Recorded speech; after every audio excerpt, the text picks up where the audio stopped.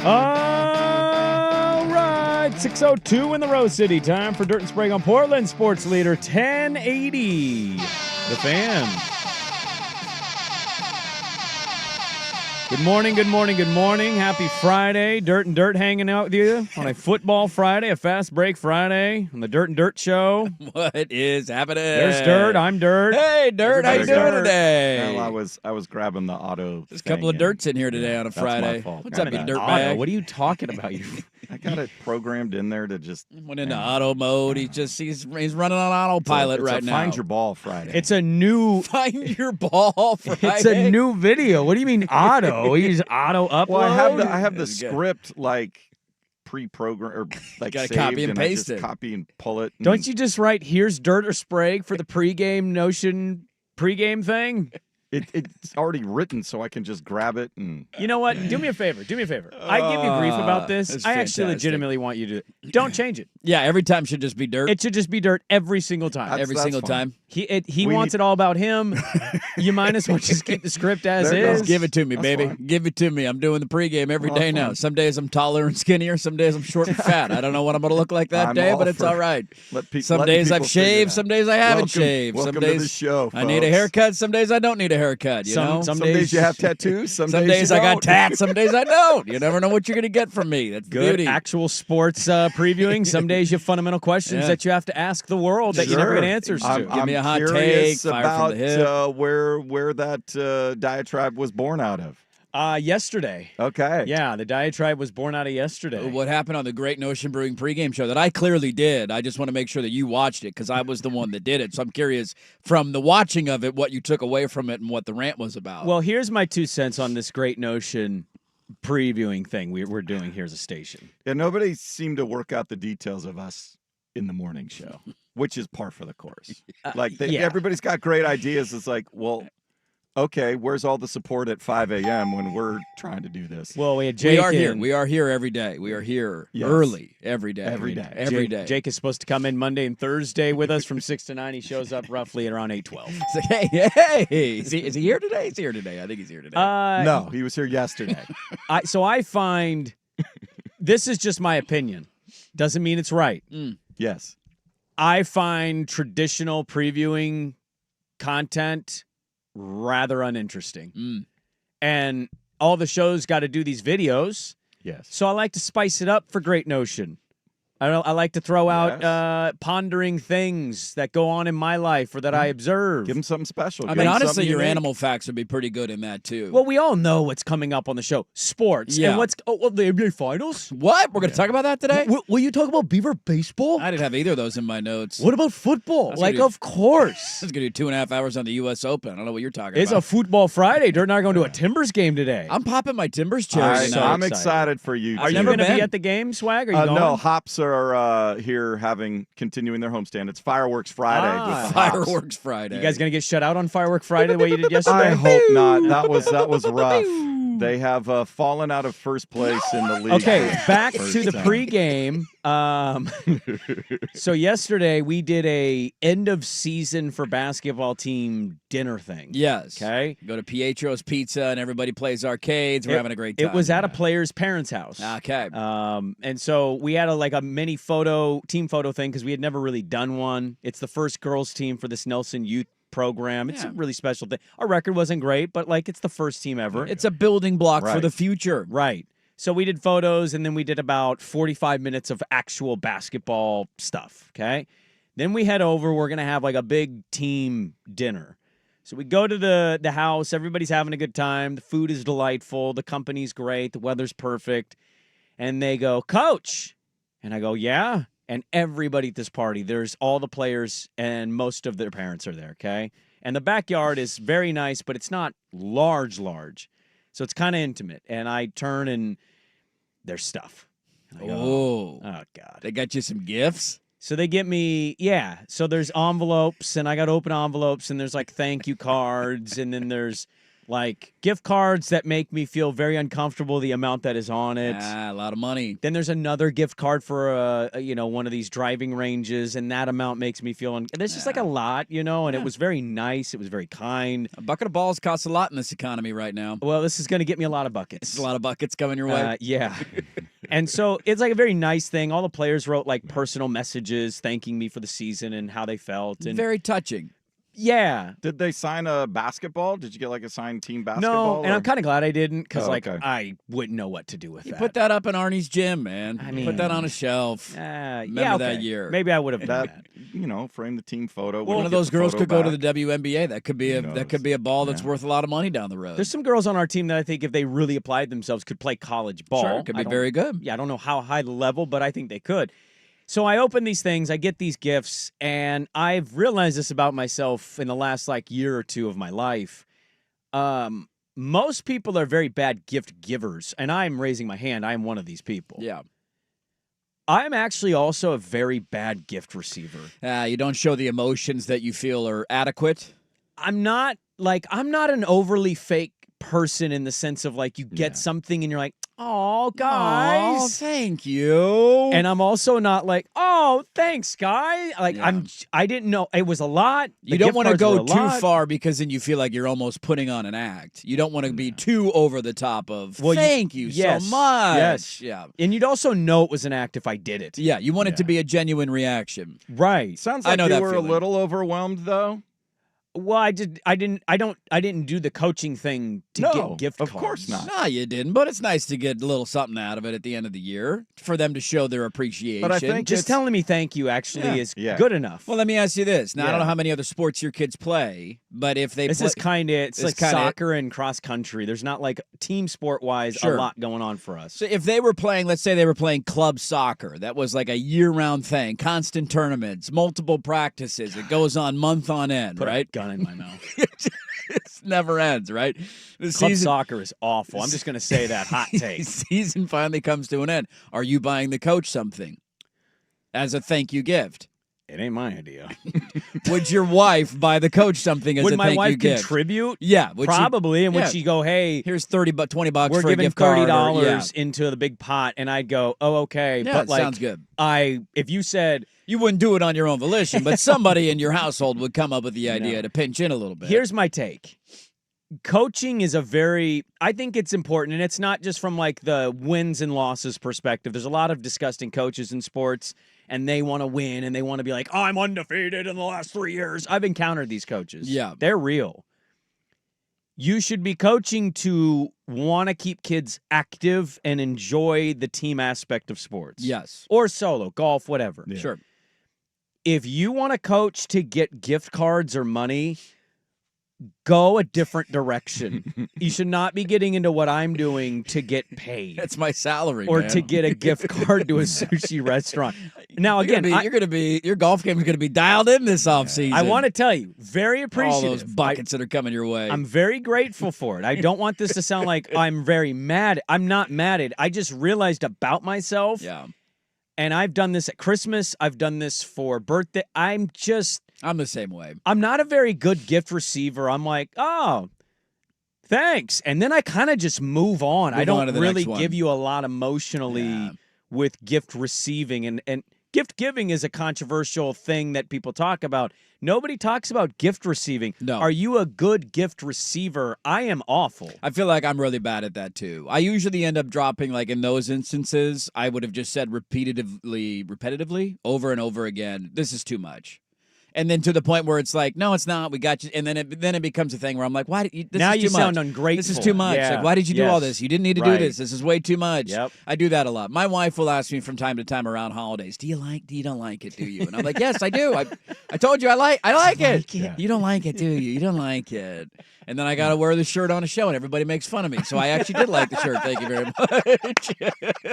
To be fair, listeners liked it. They enjoyed it. I feel like I have the same problem, too. And part of it is I enjoy giving gifts more than I enjoy getting gifts. Does that make sense? Kind of weird. Yeah. Because we're all at the point now where if I need something, I just go buy it. So there's For the not most very part, many yes. things that I actually truly need in If my it's life. a good idea, then yeah, I'm with you. So it's like I got the stuff in my life that I need in my life. You didn't need to get me anything. No, Some of the that's things just are a kind of a something humble that mindset. are kind of unique and personal, regardless of the cost of it. But when somebody really, something out of the way, something they had to like put some effort and time into, Some thought hunt into. down. I think yes, the thoughtful gift is more like I'm more excited to see somebody open a thoughtful gift Yeah. versus like I Just got you a something pair of shoes. Yeah, that was expensive, or you spent a Yeah. lot of money on. yeah.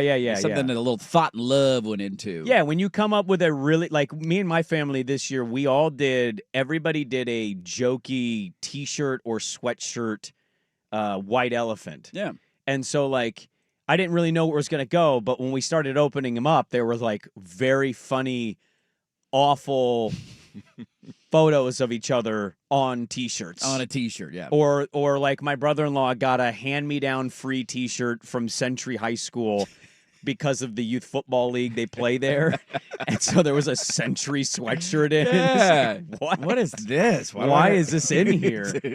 Those are fun to me. Those are fun. Those I enjoy, and nice gifts are nice gifts. But yeah, if it's creative and a little out of the box, I'm more excited to see the reaction to that than like, Sure. I got you a really nice pair of pants. Yeah, and it's just there's always the weird balance of you want to sound thankful, but then you don't want to sound too fakey over the top. Right. But then I feel like my natural reaction to the gift is not enough, and the person's like looking for more, and then I end up going further over the top, and then I feel like I sound like I'm faking it. It's a weird conundrum to be in. The card I got with the personal little notes in them, that meant that I enjoyed. That's more significant than anything And else. I was like, oh, this is really nice of you it's guys. a personal touch from all the Yeah. players telling you thank you for your time and effort. And I'm grateful I'm happy the parents, that was cool. They did that. Yeah. The gift card thing. When are we going to get sushi? Let's go, baby. The amount on that gift card, all of our families Let's could get go some rolls, sushi. dude. Little summer A vacation. lot of rolls with that gift Let's card. get some rolls, baby. But I sat there and, I was able to kind of get out of it after 2 minutes.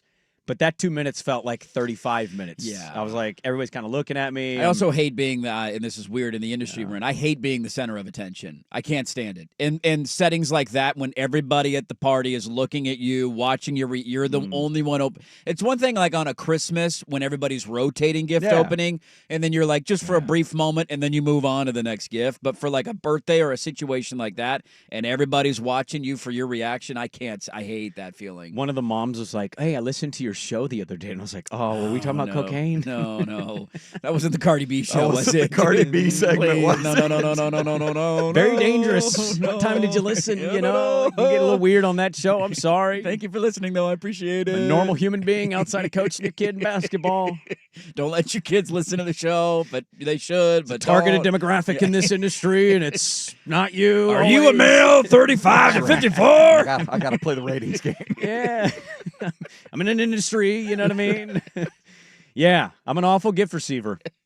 I feel the same way. I feel like this is a problem that a lot of people can relate to. I've always known I'm a little bit of a weird person. I'm just realizing as I get older how weird I am in a lot of different ways. Yeah, you're a pretty weird, dude. We're all weird, though. We're all odd ducks. But I'm like enjoying how weird I am. Yeah. Does that make sense? You're breathing in your own stench. You're Like, smelling your own farts over there. the amount of people in the last 2 years that are realizing that I never say goodbye to them, that I'm just gone. They look around like, where's Brandon? Irish goodbyes. Oh, I'm a big. Yeah, God, big I love fan a of good it. Irish goodbye. I'm not a believer in saying goodbye. Get up and walk out. I'll see you again tomorrow. Last night they were dragging this thing on my kid and my wife, and it was like 9:20, and I'm like, yo, the sun's gone. It's Dad's got to wake up soon. I got to get home. I got to organize my show sheet, and I just walked away. I got a 4 a.m. alarm tomorrow. You guys don't have a 4 a.m. alarm tomorrow, so I'm going to go ahead and fade into the background. Hey, here. these school stories, we can text these. They don't need to be shared. This does not need to be an in-person conversation. You need to get out of here. Happy summer all the kiddos, though. Everybody's on vacation now. My kids got school today. What? They got another day? Middle school and high school have today. Oh. Elementary school bogus. is out Okay. yesterday. So the older kids are done today. Yeah. I think that's one of the last districts still Well, going. I have a very maybe a teacher. If a teacher's listening today, could you please help us on this on the fake text line? If we get one, great. Why is middle school happening? Their tests are done. Their yearbook signing was yesterday. Everything's over. It's a full day. Yeah, what are you even doing in a full day today? They Nothing. did field day yesterday. There's I'm nothing left. legitimately asking, why is there school today, and what are you doing? Just going to get a Movie paycheck. day? Like, everybody just hangs out. I think my kid's leaving early, too. I think one of the parents is trying to pull her out at like 1. Get them out of there. What the hell are they in there for? Well, I kind of want her to stay, though, too, because I'm like, I didn't get taken out of school at the end. What are you going to miss, though? You know, there's nothing going on No, she today. won't miss anything. Yeah. But like I don't know. Memories? I don't know. I don't know why I think this. Is there anything fun happening afterwards? Are the kids doing anything? Are they going No. anywhere? Do they Like get- going to get ice cream? Or They get some sort of yearbook and They already did that. They already Oh, did they the did yearbook. that? They Everybody did Then- yesterday. then Everybody you gave got their me. hags. I don't Yeah. know. I dropped that line to I my mean, I know niece the the other teachers day. are contracted to be in the classroom a specific number But of you don't days. need the kids there. but- Yeah. Yeah. Smoke a doobie in the Yeah. room and play basketball or Yeah. something. Like take advantage of the school. Get being weird, get in yourselves. trouble, you know. Drop acid with each other. I dropped the hags to my niece the other day, and she didn't understand that reference. Really? Yeah, she didn't get that. Your niece is how old? She's 6th grade, going into 7th grade. I was like, are you going to write hags on everybody's yearbook? She was like, what? Hags. Yeah, my 7th grader knew what she hags was. She gets hags? Yeah, mine But maybe hasn't I quite figured told that her out. what hags was. Yeah, she was like, she looked at me like I was an alien, and I said, well, that's what we used to write. Hags. Have a great summer. The amount of people I did not like and were not friends with me that used to be like, can you write my yearbook? Can you I'd be send like, my yearbook? Why? We didn't talk all year. You got to get that yearbook full. What do you want You from need me? every page signed. It makes you feel more popular. Well, the gift that keeps on giving is this program. Yes, it is. Until they say, stop doing that show. We're still here. We're still here. We're still standing. We got a lot to get to today. I want to start with a rando. And actually, well, I don't know where I'm going to start. I have a lot of ideas. I got home late, as you can tell. I got a lot of ideas, and so we'll decide where we start, but let's get it going next on The Fan.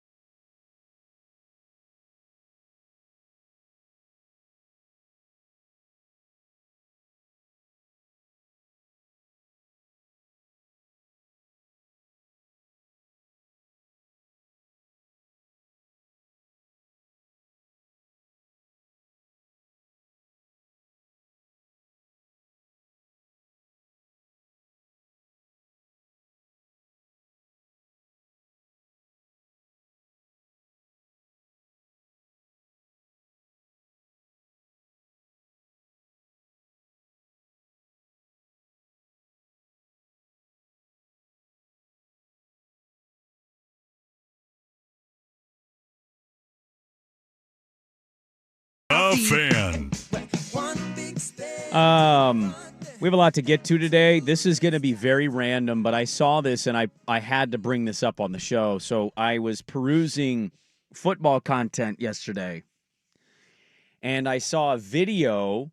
Well, I saw a link to a video that was sent out on social media. So I clicked it, and on it was a video of Russell Wilson saying, "Let's go Hawks." And I went, "What's this about?" And I went and looked it up. So the Seattle Seahawks are celebrating their 50th year as an organization. Wow, this is the 50th season, huh? 50th season. And in doing so, they've created top 50 players in franchise history. Okay. Okay. Now, you go through this, you get a lot of the names you'd expect. Hutchinson, right? Steve Largent. Cortez Kennedy. Walter Jones. A lot of obvious Kenny answers. Easley. Matt Hasselbeck. Matt Hasselbeck. We could probably do this for a while. Yeah. There'd be a Kurt couple names. Warner. We Kurt want the Warner, ball. We're Chevrolet. going to win. Yes. Yeah. Richard I Sherman. felt bad for that Kurt Warner Why? to get overshadowed. He's the forgotten Kurt Warner. Bobby Ingram. I mean, we could just play that game, right? Sure. There's a name on this list, and if a Seahawk fan is listening and I'm off base, please put me in my place. I'm asking out of curiosity.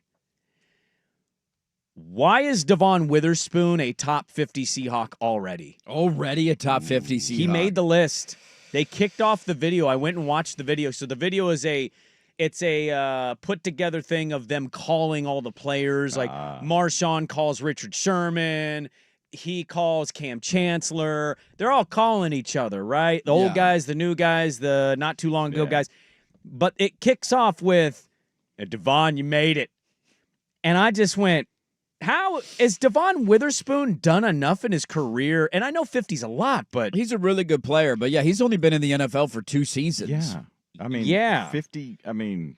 You're telling me Yeah. there's not somebody else that just had a little bit longer track record? I mean, I'm assuming the entire Legion of Boom has to be in there yeah. because they won a Super Bowl. There's all of Lofa Tatupu. Yeah. I mean, there are names on here that are going to throw you back, and then also you go, yeah, that's Daryl Jackson. Tavares Jackson. Matt Flynn. Are we going back to like Jim Zorn? Yeah, Zorn no, make it? they're using the whole history of the franchise here. And Yeah, that's a little too early. I think 2 he's years gonna- into his career. he's going to be a good player. Yeah, that's one in like 2 to 3 years. You have no problem if this continues and he's going to Pro Bowls and getting all pro votes and all that kind of stuff. But 2 years into your career to say you're one of the 50 greatest players in the history of the franchise, I don't know if I could do that. Well, but here's my Bosworth. theory. Yeah. Oh, actually, I don't think he's on that. One of the most iconic moments in Seahawks history. Here's Him my getting thinking on Trucked it. in the end zone. I think that they put him on there for contract negotiations purposes. See, we made you a I'm- top 50 Hawk. You're already a top 50 Hawk, baby. Go to Yeah. the top 20. You want to be one of the all-time greats? You want to climb into that top 10? I totally believe there's an ulterior motive. I have with no that. other reason to believe than that because, like, why would you put him on there? He's done. I think he's made 2 Pro Bowls. but DK I'm like, Metcalf on there? yeah. Okay, Lockett's got to be on there. Lockett's on there. Yeah. Baldwin's on there. Baldwin's got to be on there, yeah. Like 2 Pro Bowls. Yeah, Pro Bowl's a joke now, man. Yeah, It's Pro Bowl doesn't mean what it used to mean. not at all. All the All guys Pro up- NFL yeah. is different. Yeah, that's all still a big pro. deal. Yeah, that's a big deal. When you're all pro. He was 4th in defensive rookie of the year voting his rookie season. I mean, That's nobody good. cares about 4th. No, he got votes. He was That's fine. He a was good good, year. obviously. Nobody's saying he's a bad player. No, I think he Yeah. could be a good player. But top 50 of all time is a little weird. I'm trying to think of an analogy for like a Blazer fan of who would be the guy who was clearly a very good player 2 years into his career that then somehow was named one of the top 50 players So, in the history of the franchise. I got it. If Tumani Kamara makes all defense NBA next year again, and we put him on, I feel like, yeah. that'd be similar to me. Would like, he be a top 50 player in Blazer history? well, how many players in Blazers history have made back-to-back all NBA defensive Well, let's go right now teams? because he's 2 years into his career, Yeah. right? Because he played last year was his rookie year, and then this year was year 2. So there's a comp there. Year 2, he was better than year 1. He was an all-defensive player football's- this year. And football has how many more players than Football a has a basketball lot team? more players than so, basketball, yeah. But I like as of right now, you wouldn't say Kamara is a top 50 player in Blazer history, would you? I wouldn't. No. No. This was his second year, by the way. You said rookie year? Last year was, this was year last- 2. That's yeah, what I'm saying. year They're two, comparable. sorry, They've both been in the league for 2 years. Right, and he made all NBA. This year he was defense. all NBA Yeah. this year. Yeah. And he's been, Witherspoon's been a Pro Bowler twice. I think he was all pro as a rookie. I'm pretty sure I could put 50 Blazers. You could come there. up with 50 names Now, hold before on. you got to Kamara. Is like a Twardnick on that list over a Tamani Kamara? He won a championship. His number's retired. Is Larry Steele on that list I over went to Tamani Larry Kamara? Steele's basketball camp. I didn't go to Kamara's basketball That's camp a when I good was a point. kid. That's a great point. Where is Kamara's basketball camp? Might be in Belgium. I don't know. When he's got a basketball camp, we'll I put him don't- top 50. Brussels might have something happening this I summer. mean, you can think of a handful of names just in the last 10 years of guys that he's not ahead of. You go back to the conference finals teams in 99, 2000. There's a chunk of guys on those teams that you would really put ahead doing of. this. I kind of like this. I mean, you would. Let's say he makes All NBA defense again next year, and well, let's, again, that's year 3. So is Witherspoon going to have a great year 3? Is he an All-Pro guy 2 times in 3 years? Well, but let's do changes this- the equation a little bit. Let's do this logically. Let's say Witherspoon has another good year, but makes Pro Bowl and gets close to All-Pro consideration. I'm trying to comp it as close as we can. I think Tamani is the best example, but we have to assume he makes all defensive team again next year. If he did it again next year, I wouldn't have a problem putting him as a top 50 Blazer of all time. Really? I mean, we don't have that good of a history. He's 12 points per game. We haven't played in an NBA Finals game in 30 but we've years. had finals teams. How many of them? How many teams have we put in the finals? How many just in the 90s would you put on that? finals teams? What have we? 3 times we've been in the finals as Hold a on, franchise. but like the starting I five think of the finals 5 would 90s go in there. teams. Cliffy would go in Yeah. there. Oh, there's no doubt about that. Yeah. And then you You're forgetting how many names 50 is. 50 No, is a I lot know. of names. I did this with the Seahawks list. I went, oh, 'Cause 50 you go- is a lot. I'll give you the 99 2000s teams. You want to go that whole damn roster if you want to put them on, that's fine. You want to put 10 guys from that era on, that's cool. Most of it. Dame, LaMarcus, CJ, you go Steve the Kerr's not going to be Well, on a then top you've got 50 all-time then you got the Blazers list. championship Dude, he's team. clutch. So Walton, Maurice Lucas. Yeah. And now you're up to like 25. You're halfway Um, there. Is Carmelo Anthony on the top 50 Blazer list of all Top time? 50 Hollins moments in goes franchise on. history. Darius Miles.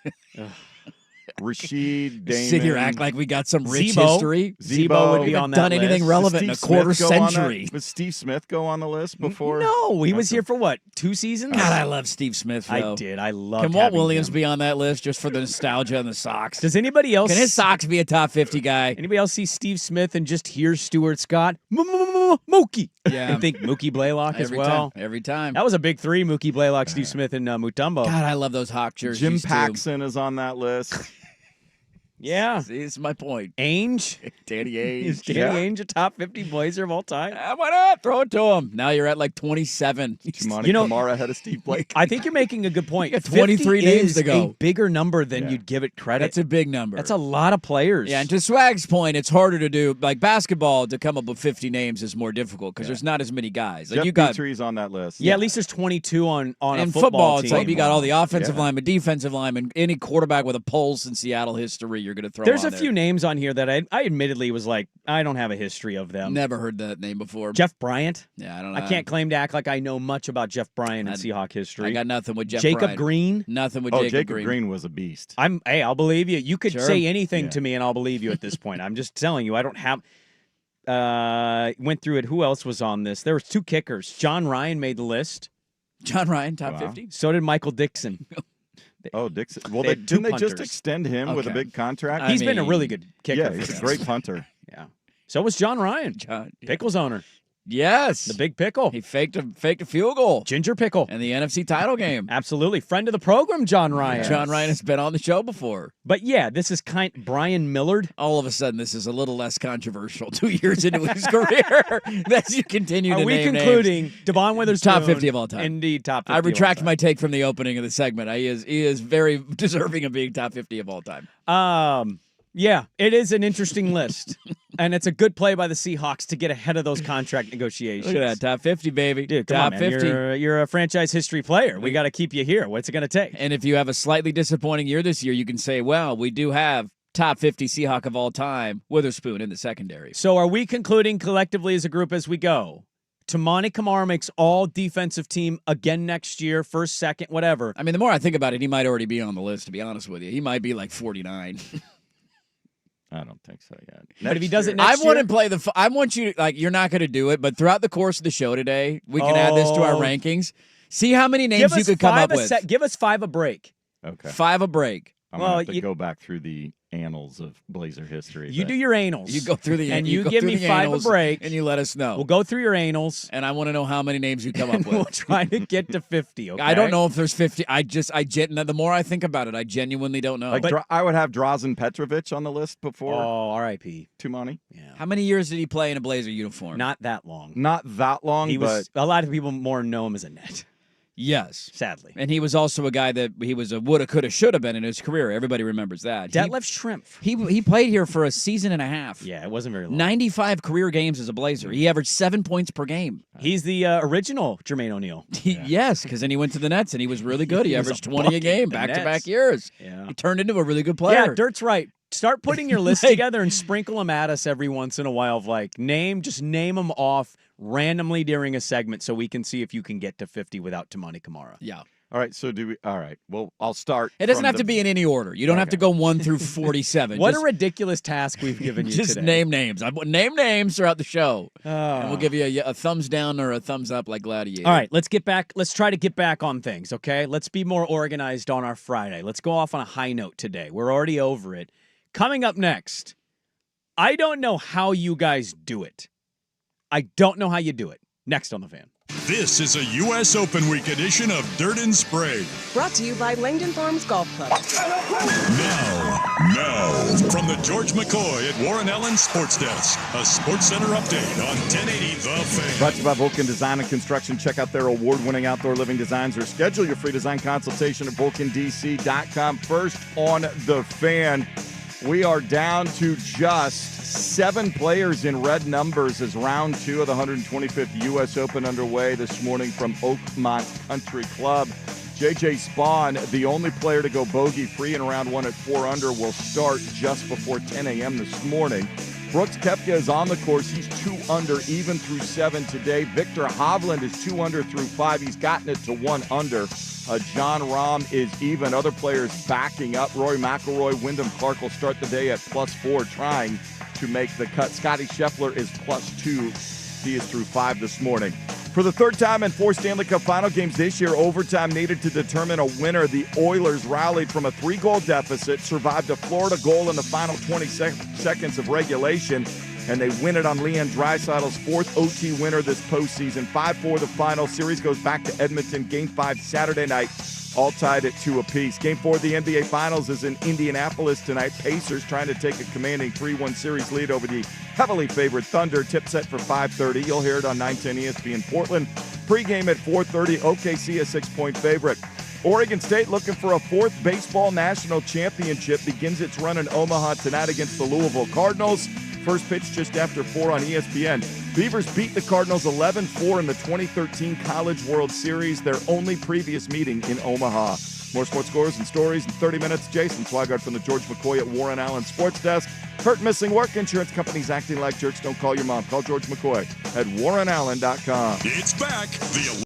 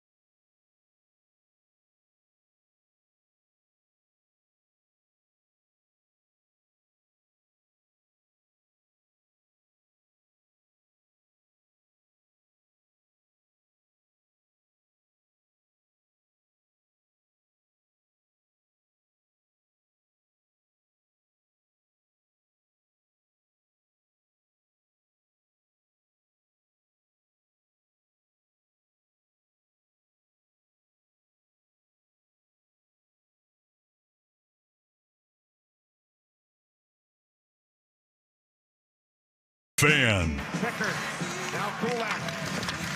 Held in by Verhage. Now across, the truck with it. Score! 20 seconds remaining. Clock pulls it. Cross-ice pass. Right side of the net. Score! Leon Draisaitl in overtime. The Edmonton Oilers tie the series. 2 games apiece. Kenny Albert, TNT. I don't know how you guys do it. And I want to say, I say that because I want to acknowledge a couple things. Hockey's playoff is fun. It's always exciting. Even when the Panthers went up 2-0 and they eventually went up 3-0, you know, as Blue Line Brandon picking the Oiler, I'm still not in my house on my couch going, man, we're in trouble. I'm like, this ain't over. I hope you bet it because the odds would have been incredible. Nobody in Stanley Cup final history has ever done that. It's the first time it's ever happened. The hottest of heaters, and I'm not taking advantage of this moment for myself. If you felt that way, Yeah, that would have been a hell I of did an feel opportunity. that way, and I didn't do anything about it. Teams in the history, let me find the number. I think it was 0-37 was the number when a team has had a 3-0 lead at the end of the first period. Yeah, the teams were 37-0 in Stanley Cup final history. Now, look, hockey's great. Sports is fun. Like, I'm just glad that we're getting interesting championships in these two sports. Yeah. I couldn't care less about other narratives of the sports and eyeballs and all that stuff. I'm just enjoying it. This is where I tell you, I don't know how you guys do this. And I'm going to ask, in case he's listening, Gustafson, I'm sorry. I just, the way that game ended is kind of my point with hockey. It's just luck. He just threw a puck at the stick as he reaches, and it ricochets off a skate, and nobody sees it, and it goes in, and the game's over. And these guys are incredibly skilled. I could never skate like that if I wanted to. What they do with the stick, watching these dudes go in and out and pass the puck and execute. But, like, also that ends the game, and I'm like, yeah. If that happened in sports, it's like throwing up a hook shot from half court, and it sinks, and that's the game-winning shot in a basketball game. And I'm just like, what? No. Give me my Michael Jordan move. And last night, I don't know how you guys do it. That would drive me nuts if my team lost that way. Yeah, look, it's a horrible way to lose a game. There's no doubt about that. That was legitimately one of the best hockey games I've ever watched. And I know that might be a little reactionary for people. They were down. The series was over. It was done. They're down 2-1 in the series. They're down 3-0 at the end of the first period. They pulled their starting goaltender. The series was done? I mean, they if came they back lose to a Game 7 last sure year they from did. 3-0. Sure they did. Good luck winning 3 games in a row again against that Florida Panthers team. Good luck. Twice on, good luck. Mm-hmm. You're down 3-1. The series is all but over. You've pulled your starting goaltender who has given up, a total of 8 goals in his last 2.5 periods. He got pulled in Game 3 when you got your teeth kicked in, and then he got pulled again after 20 minutes last night or whenever they ended up taking him out. Like that, it was done. And you don't come back from down 3-0 in a game in Stanley Cup final history. It never happens. As I just stated, 37-0 when teams have that lead. And then to come all the way back, they took the lead late in the third period. They gave up a goal with 19.5 seconds to go. That was the second latest game-tying goal in Stanley Cup final history at the end of a game. The only one that beats it is the goal that Edmonton scored in Game 2. So we're truly being delivered one of the best Stanley Cup finals we've ever seen. But for them to fight back with their backup goaltender to find a way to win the game on the road and then tie the series up now instead of being down 3-1, that truly was one of the best hockey games that I've ever watched. There's unquestionably a lot of luck involved with bounces and breaks. Yep. But a lot of it is winning battles. A lot of it is winning faceoffs. It's winning a race to a puck. Putting yourself in a spot to get maybe some of that you got to luck. grind out a game, and it's making sure you got fresh legs on the ice, and it's in overtime you got long changes because you're going away from your bench, and so changing players is incredibly complicated, and not taking a bad penalty in a bad spot. Like, it's an absolute meat grinder of a sport that eventually, if you give yourself enough chances and enough good looks, you hope that one bounces in off of a skate. Florida had a shot where Bennett should have scored a game winner. He had one where it slightly deflected off of Pickard's glove,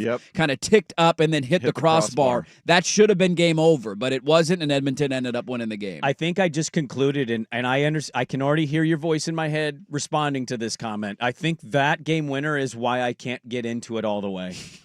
It's just that would piss me off on a daily basis. What if it's your team that won the game? You And know, that's not how every hockey game No, ends. I Not know. every game I goes to know. overtime with a fluky game-winning goal. I know, but I remember thinking this as a kid. I watched the Red Wings lose a game to the Avalanche, and I was actually really into hockey as a child. There was like a 3-year run there where I was like super into hockey. I watched it every time it was on ESPN. I was a bandwagon Red Wing fan, and when they would lose to the Blues, the Avalanche, or the Stars, oh God, I was actually legitimately upset. And they lost a game randomly to the Avalanche in a fluky-ish manner, and I remember just I hate this sport, and I turned off the TV and I just went and played You basketball. can't do it. It's too lucky. Not coming in, Blue Line Brandon coming in and poo-pooing that game right now. No. You giving me a poo-poo? I'm poo-pooing the ending. I'm getting a little bit of a poo-poo. Are you sensing a poo-poo right now, Swag? Come A on. little bit. I'm sensing a Little bit. poo-poo. There's no poo-poo. That was one of the best Stanley Cup final games in the agree. history of the sport. You're coming Yeah, in. but You're the other poo-pooing thing it. is, if that pass gets through, Corey Perry would have buried it in Yes, the he back would of the have. net. Yes, he would have. What pass? They were gonna score. The Draisaitl goal? The Draisaitl goal. thought that was was a an attempt- pass? That was a pass He was to being Corey like taken Perry. down and his stick No, just that shoves was the a puck pass and to it hits Corey a skate. Perry, and it deflected off the defender's I think you stick. guys lie to yourselves. No. To settle I the think watch you're trying to that play. poo-poo one of the greatest Because your hockey boy games that I've Bob ever watched. Rotsky was already Because it had a pushing lucky off. ending. Yeah. We're down 3-0. People turned the game off. I didn't. Came back and won the game. Blue Line Brandon picked the right team. He's on a heater. What am I getting yelled at for? You're poo-pooing. can't. Too much poo-poo. Your NBA final sucks. Whoa. Sports stupid. Wow. Small markets, no stars. I'm not watching. All right, well. Now I'm lashing out emotionally. It's okay. It's all right. That was a great game. It was a great game. I'm giving you guys that. I mean, it's just like That had to have been fun for a hockey sicko. yeah. Can you imagine being the guy with the Oilers and Thunder parlay watching that game? Oh, by the way, very quickly, I want The to sweat that guy was having. get back on the clock, and I already screwed that up. I want to thank you. Give me a second here. This is bad radio yep. I'd like to thank Dirt. What do you want to thank Dirt for, Sprague? Good question. I quite literally had this game on my phone at my team function around the parents. Uh-huh. Oh. And I got a text. What did you get texted? I didn't text anything last night. I don't You know what you're text talking me about. a photo of We all know your history on Instagram with reels and stories popping up. I don't know why I'm getting blamed for this. We know that story. You text We me know what's popping up on your phone. a photo Maybe of it's the your algorithm. I don't know. Oilers up top You scowl. need to clean up your algorithm. As I was next to parents, I saw a text from the group chat, and I was like, oh, and my YouTube will shrink so I can still see text and watch. And I clicked it to see what you said, and it's just a photo of big, beautiful breasts. They're great. I mean, And I just it's was a good like picture. around other parents, and I'm like, whoa, You should have said, Oilers must be tarps off right now. nobody knows what that means. Should have been tarps off. You should have gone tarps off with her, taking Thank your you. shirt off when the picture came in. Appreciate that. Blue Line Brandon won another game last night. Hashtag bad timing. Coming in here poo-pooing my sport. Get out of here. Hashtag Bad timing. Lucky. Get out of here with that nonsense. We will do some Beaver baseball chatted today. We'll get the Louisville preview. Are the Cardinals good? What do we know about the Cardinals? I have no I know idea. nothing about Let's this. They make learn baseball bats there. about Yeah. the Sluggers. The Kentucky Derby, what's that like? No? Should ask that question. So what's it like? So, hey, Kentucky Derby, huh? Bourbon whiskey, baseball bats, and derby talk. A lot of mint juleps, huh? Is your baseball team good? Maybe move to Louisville. We'll find Right out. up my alley. Louisville. Muhammad Ali. Yeah, you gotta be careful. I met some people from Louisville I know once. it's Louisville. I It's know. Louisville. I know. You gotta be very. What if we went very Portland? Hey, is Louisville good? Louisville? How's Louisville. Louisville's baseball team? Does Lamar Jackson play for them? Some great news happened yesterday. We need to acknowledge it. Next on The Fan.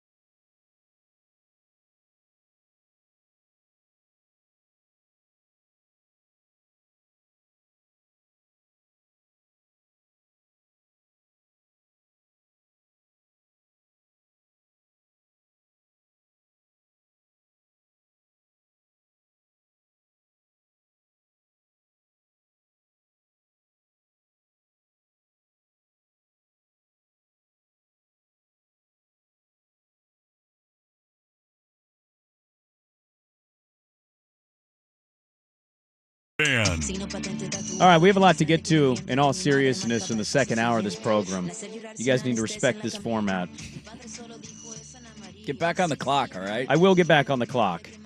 We had massive news yesterday. We'll get to some real serious sports stuff here, okay? But we had some massive news. There was an announcement yesterday. What got announced? Did I miss something? Top 50 Blazers of all time? Is there a new Star Wars coming out?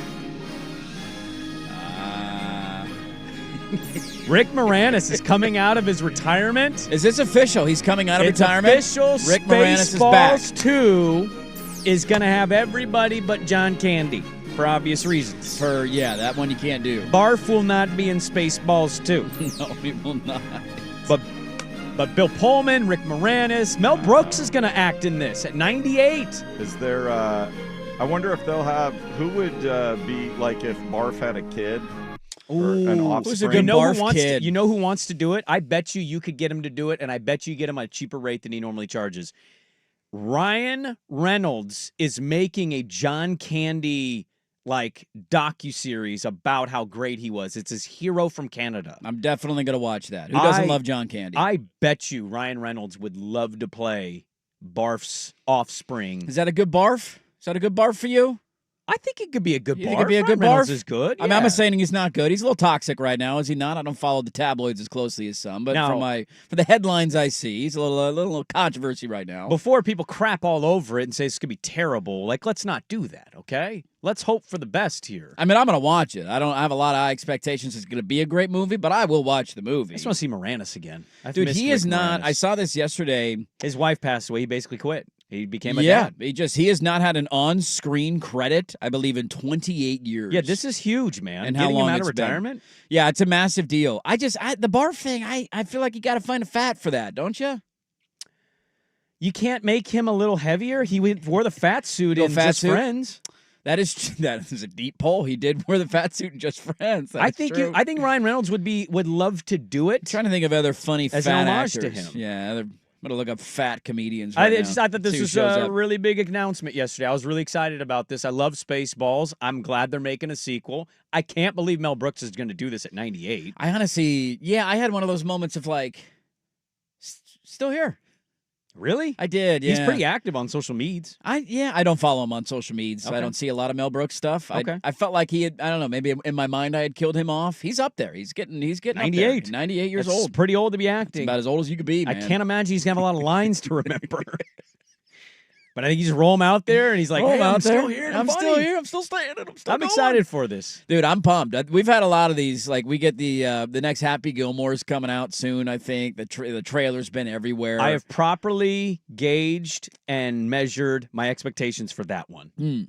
I've seen the trailer enough to say, okay, I know what my expectation is. Yeah, for a lot of these redone movies or sequels of movies that come out, decades later, you just go in with the base level. Do I laugh a couple? I'm not expecting a great movie, and I'm not going to expect a great movie here. Same. Do I feel a little nostalgia? Yep. Do you make me laugh a couple of times? Right, I get to see Rick Moranis on screen again. Exactly. All of that is a positive, and as long as you do that and you avoid being Dumb and Dumber 2, then you're going to be completely fine in my book. I'm with you 100%. Dumb and Dumber 2 is maybe the worst movie ever made. Anchorman 2 is pretty awful, too. It is, but it doesn't. I don't think it holds Dumb and a Dumber torch to yeah. Dumber Dumber. Yeah, it's not good. That's the all-time worst. So good news for us as people who love to consume content and comedy movies. Loaded second hour of the program. We'll go to Omaha, get a preview of Louisville and Oregon State as they play today. But we'll get to hour number 2 on the Odyssey app, 99.5 HD2, and YouTube next on The Fan.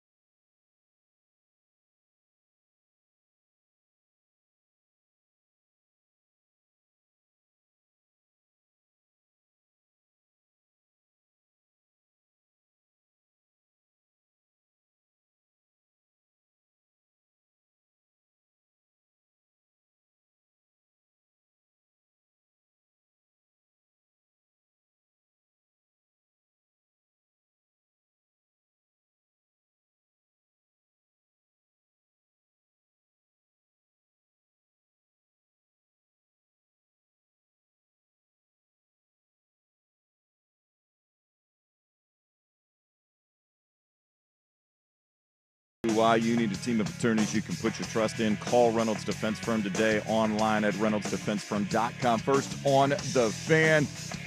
Boy, Oakmont certainly took its toll on the U.S. Open participants in round one. Round two not going much better. Victor Hovland, though, has figured it out. He's -4 through 8 holes to get to 3 under, tied with Brooks Koepka, 1 off of first-round leader J.J. Spawn, who will start his round just before 10 a.m. Sam Burns, 3 under through 8 today. He is now in red numbers at 1 under, just 8 players below par. John Rahm is at par. As for some of the bigger names, Scotty Scheffler still at +3. That's right inside the cut number for now. For the third time in 4 Stanley Cup final games in this year's series, it was overtime needed before a winner was determined. Leon Draisaitl from the Oilers gets the game winner. It's his 4th OT winner this postseason. That's the most all-time. 5-4 the final. They'll go back to Edmonton for Game 5 Saturday night, tied at 2 apiece. You'll hear it right here on The Fan. Over on 910 ESPN Portland, you'll hear Game 4 of the NFL Finals, or NBA Finals today, as the Pacers try to take a commanding 3-1 lead over the heavily favored Thunder, who are 6-point favorites tonight. Pre-game coverage begins at 4:30. More sports scores and stories in 30 minutes. Jason Swigart from the George McCoy at Warren Allen Sports Desk. Heard missing work? Insurance companies acting like jerks. Don't call your mom. Call George McCoy at warrenallen.com. Jump back to earlier parts of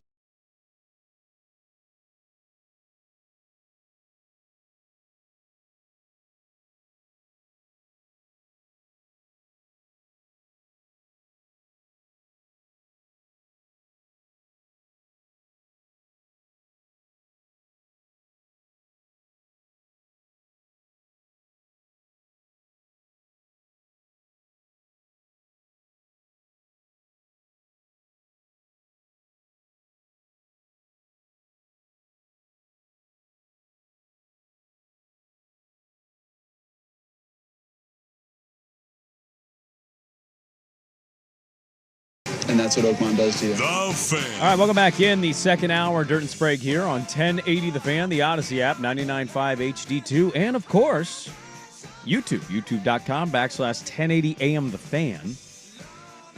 Very interesting first hour the program was had. If you missed it, Freaky Friday today. it's a Freaky Friday, especially in the group chat.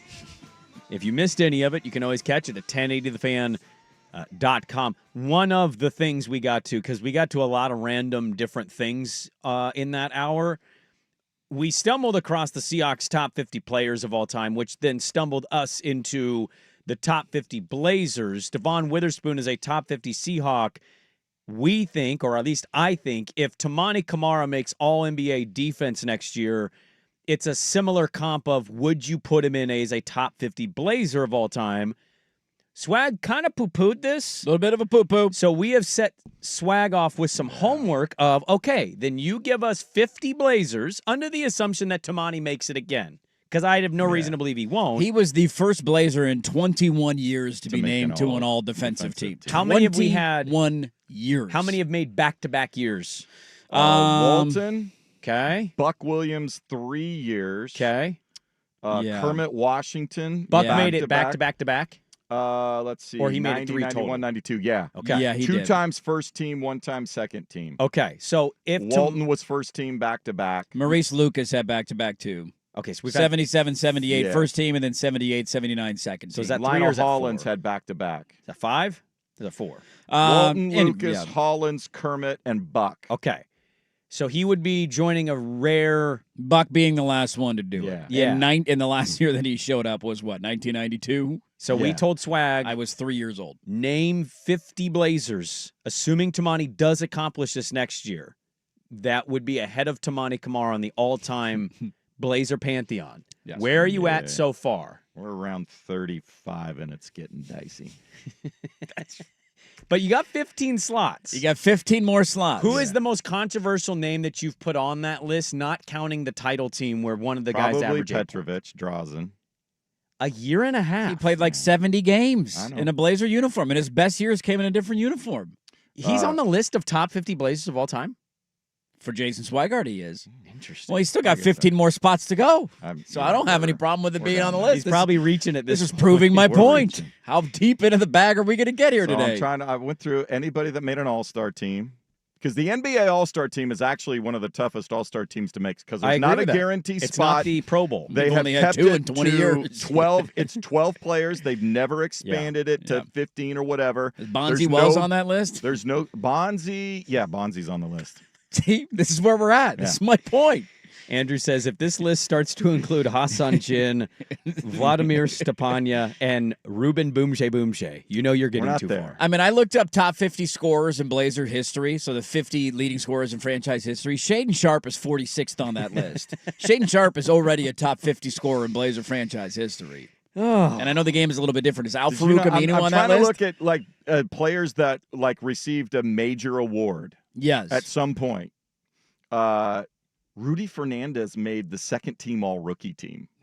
are you putting Rudy Fernandez in the top 50? I'm just saying, what are the? I'm trying Is to come Kenny up with Anderson some. on this list? Zach Randolph has to be on that list. Zebo's on the list. Zebo has to Kenny be I on the Anderson think list. on Kenny Anderson should be He on had this some good list. years with He had Portland. some good years Wasn't with here them. long, but I'm assuming Sidney Wicks is on the list. Sydney's very much on the Okay. list. Yeah, I'm trying to think of other players who have. Steve Johnson, Oregon State legend Steve Johnson, who made an All-Star team. Okay. shout out Park Rose High School, by the Yeah. way. He did. Hey, who is your Billy Ray Bates is on the list. Billy That was- Ray Bates yeah, is on the list? of course he is. Yes. Yes. And you have 15 slots left? Yeah, we're working through Kermit Washington on the list. Yeah, it's got to be. We're not going to get to 50. Theo's on the list. I don't think we're going to get there. I don't even know if you can come up with 50 names. Larry Steele, I found out he's still like 6th or 7th all time in steals. Michael Okay. Thompson? Michael Thompson's very Michael much on Thompson's the got to list. be on the list. Oh yeah, Okay. All right. Just He's wanted there. to make sure. Sabonis, Zebo, Kiki Vandeweghe. Yeah. It's going to start getting dicey here. Rob 15 We're already Strickland. dicey. We're Yeah. already there. Yeah, Is Joel Prisbilla a top 50 Blazer of all The time? Vanilla the Gorilla. Vanilla Gorilla might have to go on the list. He's got to go on the list. You got him. Why? We're at Wait. Can I Mason pause? You got Plumlee 15 spots territory. left. Why does he have to go on the list? Because he's such a cool name. No, and who fan else are you going to favorite? put? I'm just asking questions. Is Yusuf Nurkic a top 50 Blazer of all time? Has to be. He has to be. It's under consideration. This is how deep we're getting now. I know. When does Al Farouk Aminu He's start there. to I think enter he's the there. conversation? I think he's So in we the got conversation. Ron Brewer made an all-rookie team. Denny Avdia's got to make this then. He Here's had a the better year than question. Tamani This is the statistically. question. Do I put Bowie on the list? Because when he played, he was very good. Does he put him on the list? Let me go look up Sam Bowie's numbers. No. I was not alive. Stop it. You know what? We're getting out of this. Yeah. I'm ejecting. We'll come back to, To it. prove all right? the point, I think Tumani we've Kamara proven the is point. already a top 50 It's not a Blazer of stupid all time. conversation. Now, Greg I think Oden, Sam Bowie should be on the list. Greg Yeah, Oden I played. think he should be on the list. If Petrovic is on that, I think Greg Oden played 82, and he averaged, what, 14 and 12 when in he those was 82 healthy, games? he was good. I mean, Bowie went 10, 12, 16 a game. His third year, he was 16 and 7. Kind of making me sad. Now, more that than was in Chris 5 Dudley? games Are we before putting Dudley suffering on a the list? season-ending injury. No, his governor situation okay. takes him out of the running. What about Living in Robin Vancouver. Lopez? Yeah. We don't put Vancouver. Robin Lopez is on the list. I want the segment to be over. I just want to, give me the gun. Wes Matthews. Yeah, he's definitely Wes is on on that that list. He's definitely on. I have no problem with that. Why you put Pooh and Rolo then? Wes. I mean, come on, man. If Robin Lopez is one of the 50th greatest players in your franchise's All history, right, look, we're maybe this is why I'm so doomy and gloomy all the time about the organization. well. Everybody pisses in your Cheerios. You're never happy about anything we do. we with have the such a Blazers. great, proud history. We've won 2 playoff We're gonna series in torque- 40 we're gonna years. torque him off later. So Yeah, well, we'll get to that. We have a lot to get to here in the second hour of the program. The NBA Finals is on.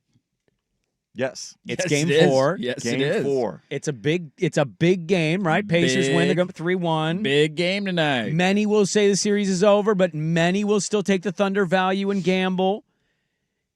And the biggest story of the day is where Kevin Durant will end up. Is it? I've managed to avoid this. I've managed to turn on ESPN, and Monica McNutt asked the question, Where's he going? does Kevin Durant on the Knicks make him a title contender? I mean, they were already a title contender.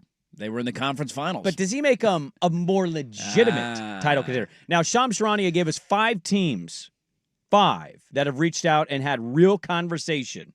Okay? Houston, San Antonio, Minnesota, Miami, and New York. Now, there might be a Clipper brewing, and I'll play a clip here in a second for you, but Kevin Durant free agency, or not free agency, but trade market stuff. And this is somewhat of the problem of the league. It's becoming kind of as important or big a deal, a topic conversation as the actual championship itself. It's distracting from the championship of your sport. It's almost like what happens in college athletics with the transfer portal going on, but the names aren't as big as Kevin Durant, where you're dealing with an offseason in the season, but we're not actually to the offseason yet, and this will dominate headlines. It's Kevin Durant. He's one of the biggest names in the league over the last 25 years. I love the idea of can he turn the Knicks into a title contender when they were literally just in the conference finals. Like, isn't that by definition a title contender? You were, what did they lose in 6 to the Pacers? Am I right on that? Yes. So they were 2 wins Correct, away Mundo. from going to an NBA Finals. Yep.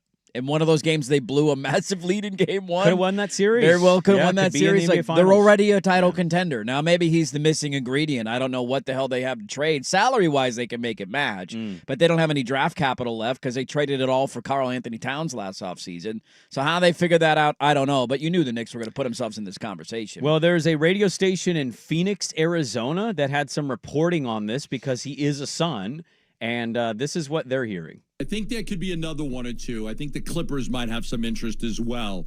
So I think it's possible that there are other teams that have interest in acquiring Durant. What we don't know is if Durant has interest in going to those teams.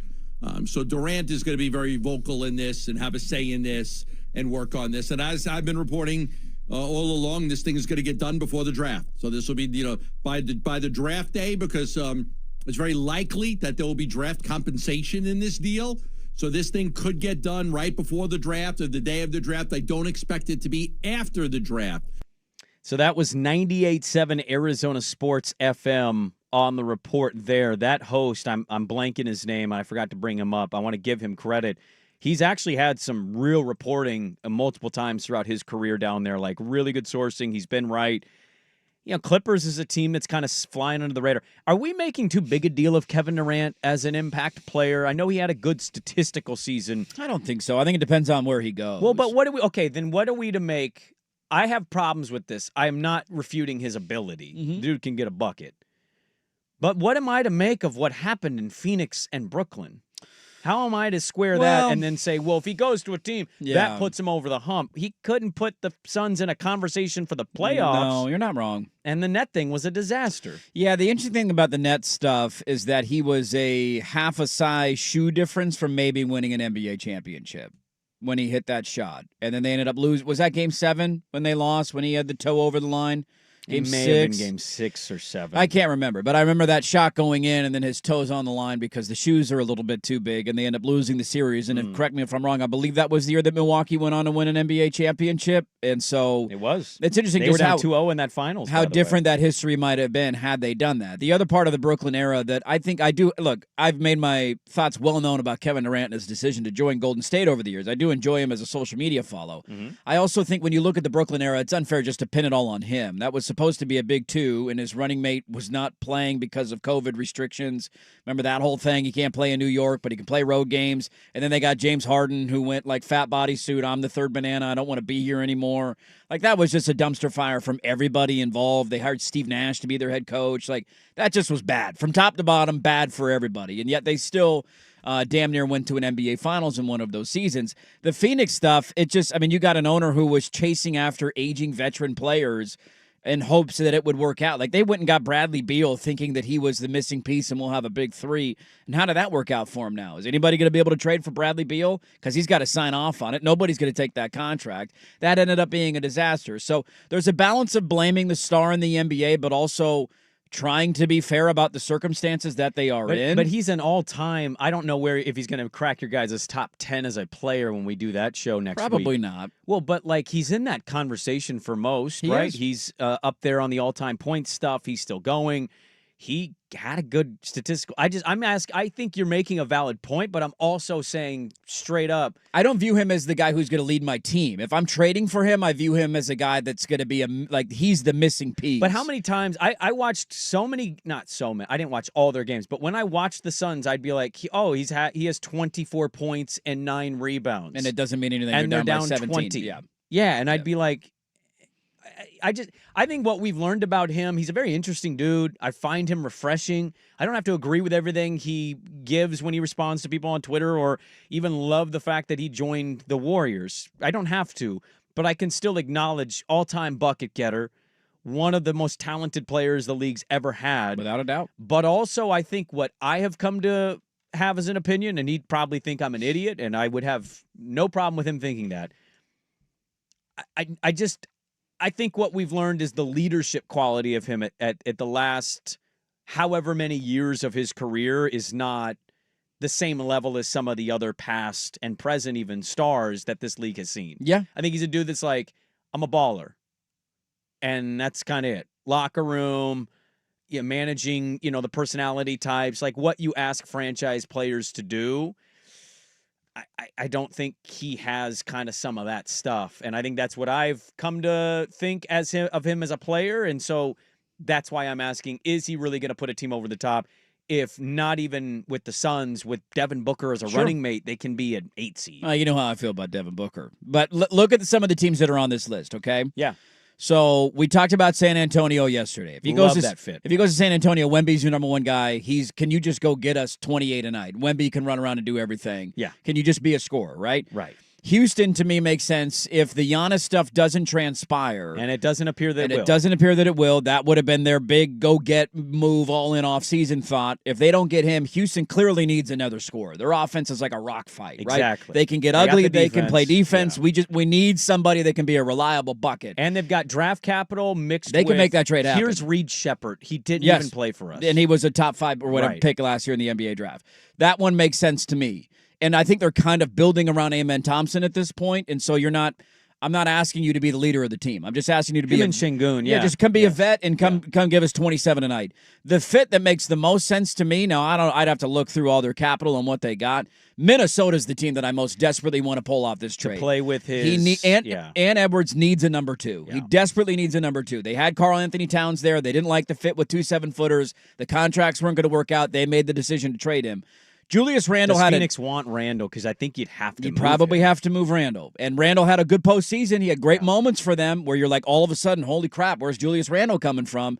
But if all of a sudden Ant Edwards is my number 1 guy, and then when you double team him and trap him and blitz him, who's he swinging the ball to? Kevin Durant? That's the kind of fit that makes sense. But the part of this trade, and I brought this up yesterday with San Antonio, clearly he seems interested if this is getting floated out and playing for any of these teams. Again, I don't see how New York has the draft capital to pull it off. But you got to get him to commit to sign an extension because he's got 1 year left on his deal. And so you don't want this to be a 1-year thing. I don't know how long of an extension you want to sign him for. But it's not going to take a Giannis package to get him. It will take a decent size package, not a full hog, a mid hog to get Kevin Durant. And I want a commitment that he's going to sign maybe a 2-year extension so I know you're here for 3 years. They call that a Sprague. We'll get to a preview of Louisville, Oregon State in Omaha. Mike Rutherford is going to join us for a look at the Louisville Cardinals, who we know nothing about as a baseball team. Let's trade for Kevin Durant. I'd be in. They want DeAndre Ayton back? Well, they might because it's an expiring. Yusuf Nurkic didn't really work out down there. Would you give them 2 of your future firsts? I don't know if they'd want that far out, but would you give them some of those Bucks picks? Ayton and 2 future firsts for Kevin Durant? I'd think about it. I'd get weird, dude. I'd think I about really it. would. I'm not. Oh, what ridiculous! Why? Everybody says you're not going to use those picks anyway. Right. You just got to keep. And if Giannis stays, those picks won't be as valuable as you think. We already have our superstar on our roster too. So then you add Kevin Durant, and he can be the number 2 to our superstar. That would be so fun. And I think 10 games, and he's on Swag's list. I think at the mere idea of trading for him, he's a top 40 Blazer of all time. Well, it should just have the conversation of him being on the team. Should have happened. All right, we're back with a check-in of how that's going, and then we'll do an Oregon State Louisville preview. We got some football stuff to get into. There is a former NFL player, maybe on the lam. And it shouldn't shock you who it is. So we'll get to that. We'll Sprague the line, I think, today. I don't know, but Dirt likes to do that. So Blue Line Brandon's riding a heater. We got to get your Game 5 Stanley Cup final pick today. Touché. I'm not going into the weekend without getting a pick from you. But back with more on The Fan.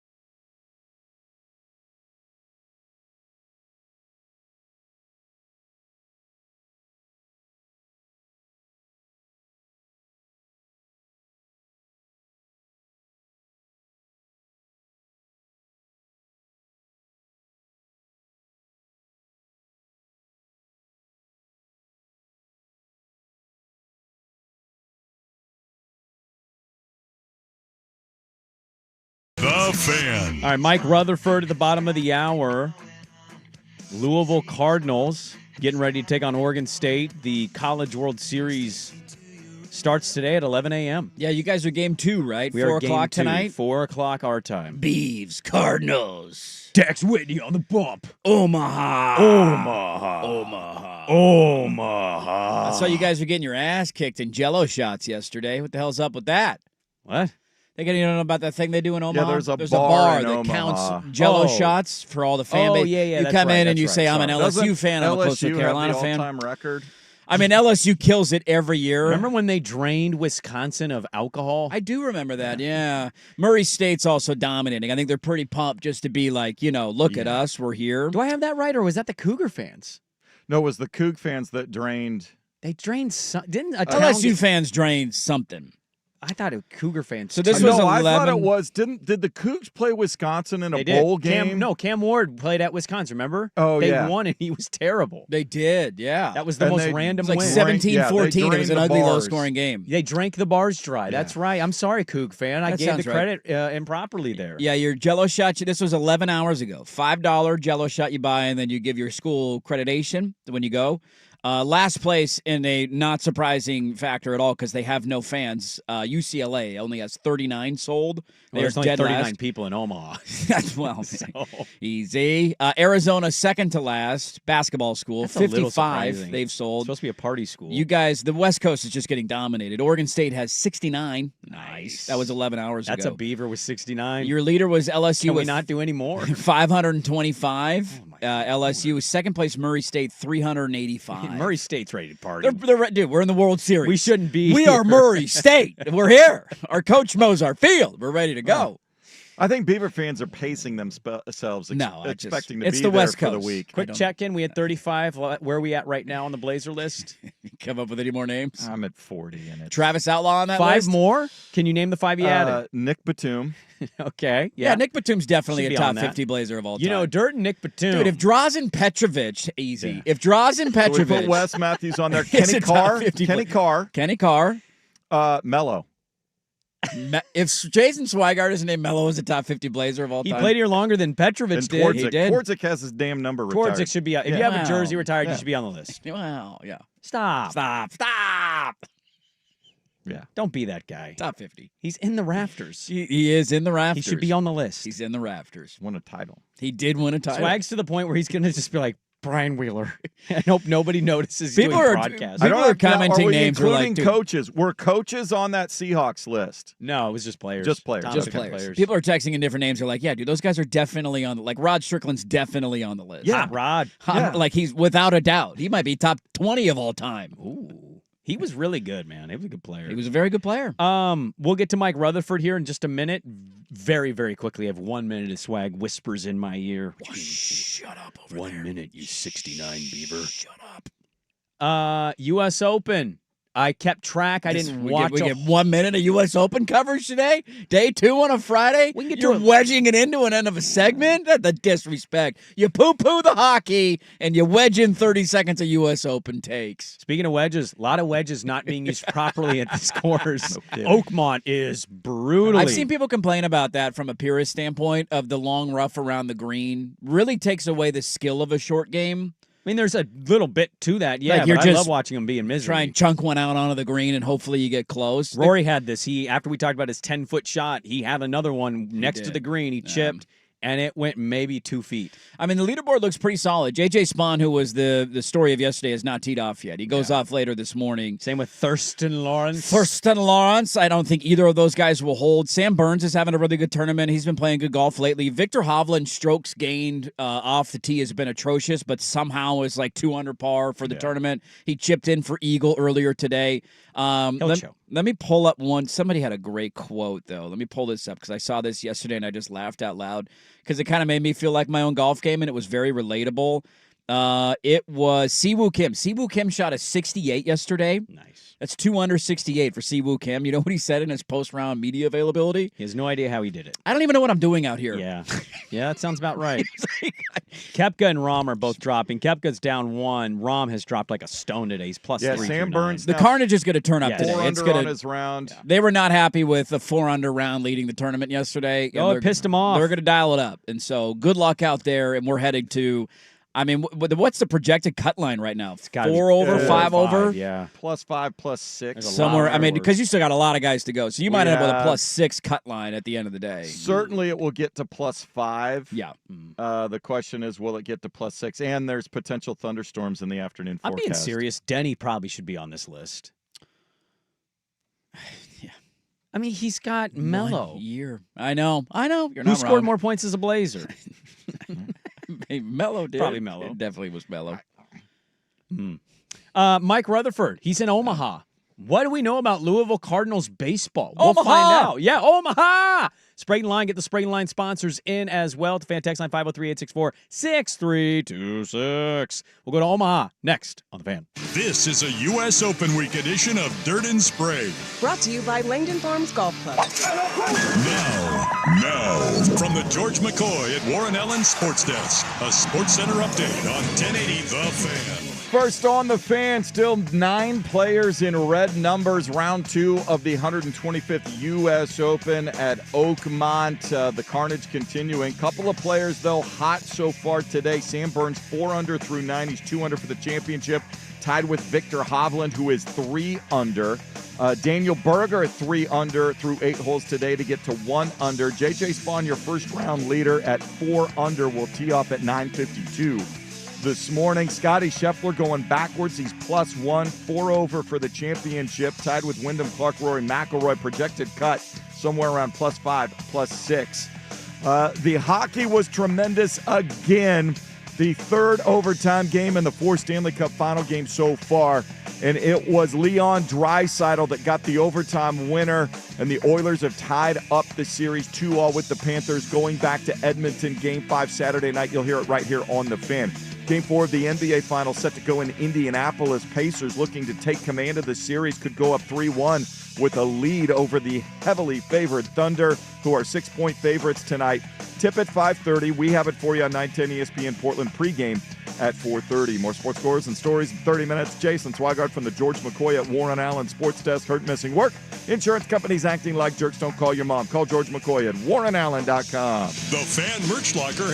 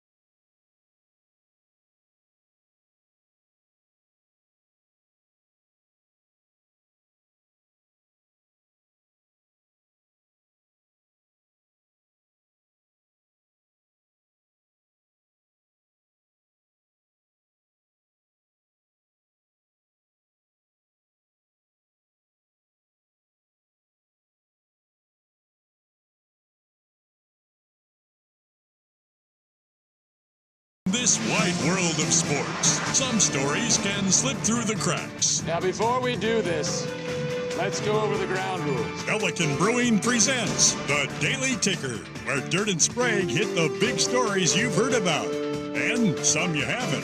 How'd you do that? Actually, I'm not even mad. It's amazing. The Daily Ticker with Dirt and Sprague is brought to you by Pelican Brewing, independently brewing on the Oregon coast since 1996. Discover even more flavors from your local coast with Pelican's new craft sodas. Pelican Brewing, born at the beach. All right, Daily Ticker time on a Friday, brought to you as always by our great friends at Pelican Brewing. Experience your hops differently with Pelican's new Hard Hops Blackberry Seltzer infused with Strata hops made with real blackberries. Hard Hops are available now at a store near you. Going to be pounding those on the golf course tomorrow. The College World Series begins today, ladies and gentlemen, including in that is Oregon State playing later tonight in Omaha, and they're taking on Louisville. And you know what we thought to ourselves?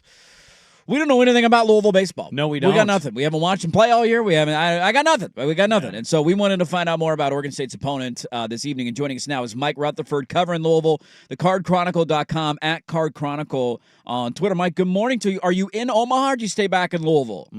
I'm not in Omaha right now. I'm back in Louisville for the time being. If they happen to go on a deep run, there's a outside chance that I could make the trip to Omaha for the championship round if they're fortunate enough to make it that far. Now, look, Mike, I know that those trips aren't cheap, but you're kind of giving us a little, not expecting a whole lot here from Louisville Energy based on what you just said there. Am I wrong? I would point that in the direction of my bosses. They're maybe the ones not believing in Louisville. That's what I'll say. We know that very well. We understand that working in media. We're simpatico on that.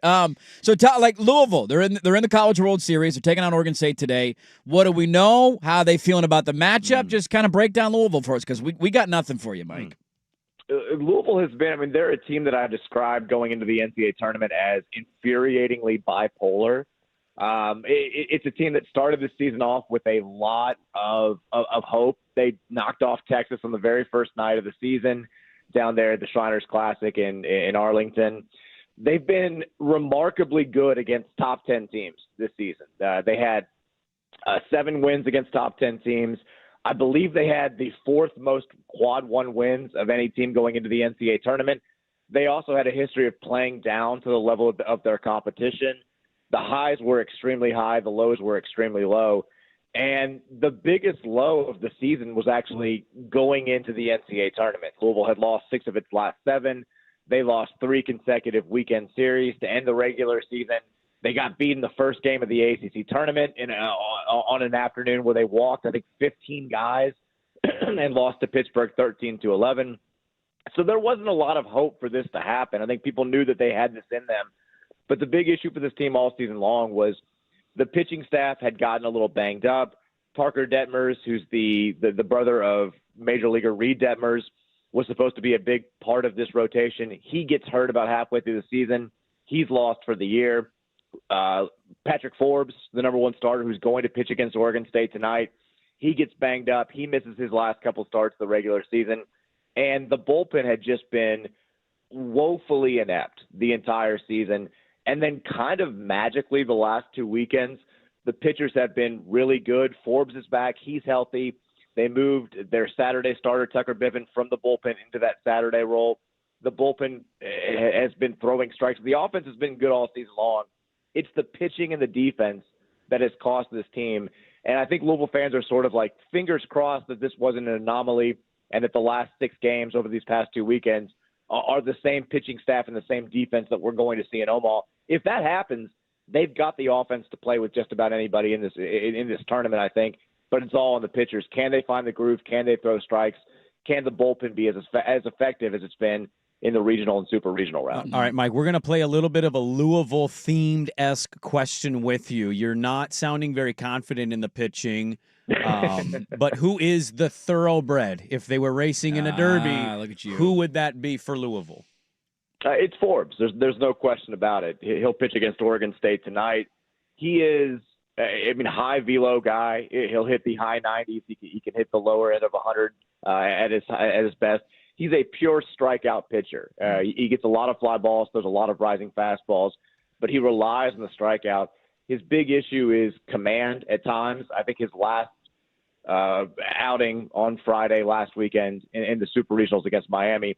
He struck out 11 guys. He did walk 4 and got himself into trouble there. But he's without question the thoroughbred. He's the ace. He'll get the ball tonight, and they'll rely on him to get this thing started off on the right foot. Now let's go ahead and grade. We're talking with the little College World Series with Mike Rutherford, Card Chronicle on Twitter, manager at cardchronicle.com. We were talking about this before we brought you on, Mike.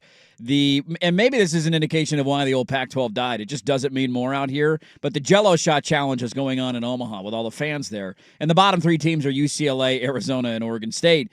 Your Louisville Cardinals are in 3rd on this list, 298. Now, this was 11 hours ago. That's a decent number of Jello shots. They're behind LSU and Murray State. Let's grade their Jello Shot performance challenge by the Louisville fan base. I mean, look, Louisville fans love to drink. There's no question about that. Last weekend, a fun anecdote. So Louisville plays the Game 3 of the Super Regional. It's a noon first pitch on a Sunday.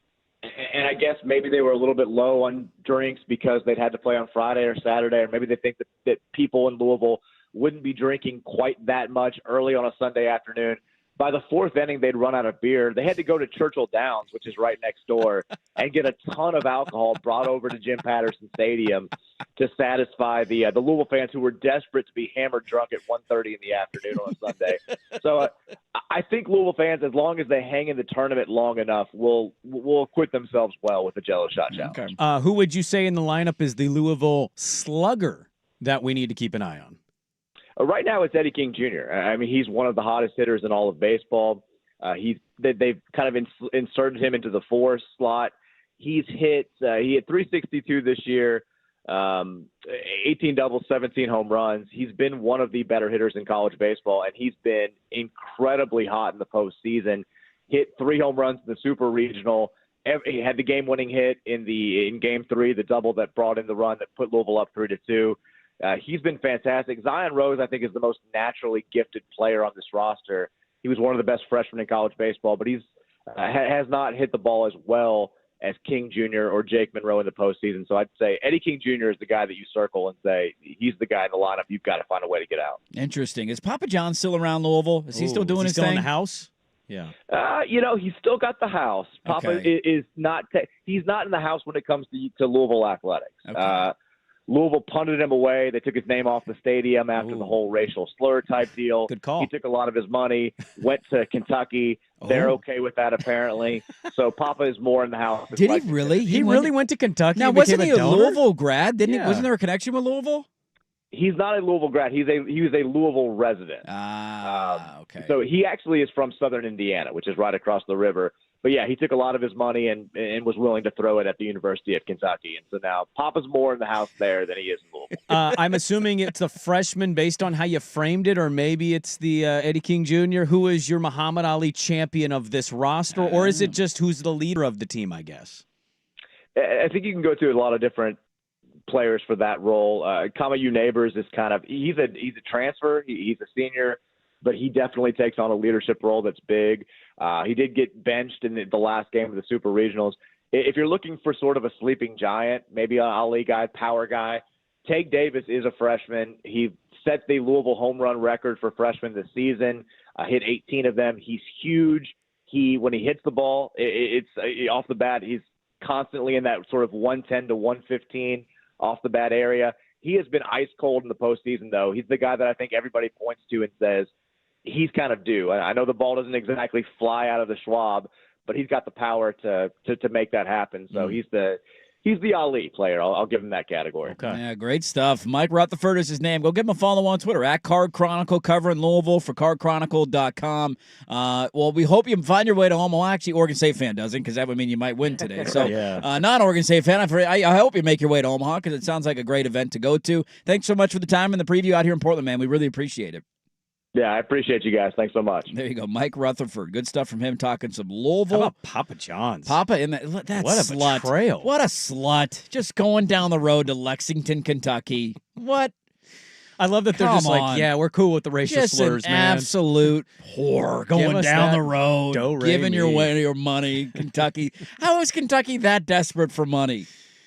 That's an awkward situation. Come on, man. I mean, it's millions of dollars probably in donations. Louisville I would guess. standing firm on principle. You guys got to be feeling pretty good after that interview, right? That was a lot of like, yeah, we're screwed. That was a lot of, I don't know how we're here. The only I don't know thing if that I would should feel say that is way. Oregon State in the first games of They've been shaky in all of them. they've been off the That's slow right. Regional, starts. who they lose to in the game one of the regionals? St. Mary's. Mary's. St. Mary's, that's yeah, right. they had to come back and And win then every they had game the after. miracle comeback in game 1 Florida State, yeah, of the Florida Supers. State. And you don't want to lose the opener in the world. Then you got your back's against the wall the rest your of the time. back's against the can't wall. lose How many again. of their titles have they won after losing the first game? Did they do that at either of them? One of them they did. They One of them lost they the did. first game of like And every they- round. Yeah. Oh. Was that their second one? Was I that think the it North was the Carolina second one? The North Carolina game. Yeah. Okay. Yeah. Well, the Daily Ticker, as always, brought to you by Pelican Brewing Company. Experience your hops differently with Pelican's new Hard Hops Blackberry Seltzer infused with Strata hops made with real blackberries. Hard hops are available now at a store near you. I'm going to get to Game 4 of the NBA Finals coming up at the top of the hour. Let's talk a little bit about this, though, man. Beaver fans are jacked up. College World Series kicks off today. They're taking on Louisville. How do we feel about the matchup? Some thoughts on the College World Series. We'll get to that next on The Fan. Who's stinking it up? Do not go in there. It's time for Who's Stinking It Up, a sports lowlight that's ripped from the headlines. We couldn't do diddly poo. Brought to you by Three Mountains Home Services. Schedule your appointment online at threemountainshomeservices.com. 3-2. It's up. It's hit. McMahon around third. He'll score easily. The Rockies have walked off the Giants. Really? Really? I thought it was nice to play the Rockies. Apparently, it's not Rockies TV only call it. Really? The Giants lost. Orlando Arcia with the walk-off. How about that, huh? Wow. Yeah. 5-game losing streak snapped. Giants had the longest winning streak in baseball before yesterday. Had was the key word there. Yeah. Had. How's your below 500 team doing? They blow it up yet? Your team's stinking. Your it team up ready to today. get swept this weekend? They're in first. Bring it no. on, bitch! Nice to play the Rockies, though, isn't it? No, we said Yeah, they won the yesterday. series. 10 games over 500. Got like the fourth best record in baseball. behind the Dodgers. Who's stinking it Not up? on Monday. Dirt and the Giants. Yeah. It's just stinking it up all over the place here. Brought to you by Three Mountains Home Services. Let's check another item off your to-do list and take advantage of an amazing offer. How about a water heater flush for just $49 from Three Mountains Home Services? Do yourself a favor. Get your water heater dialed by booking an incredible $49 offer at threemountainshomeservices.com. That's threemountainshomeservices.com. They make home services delightful.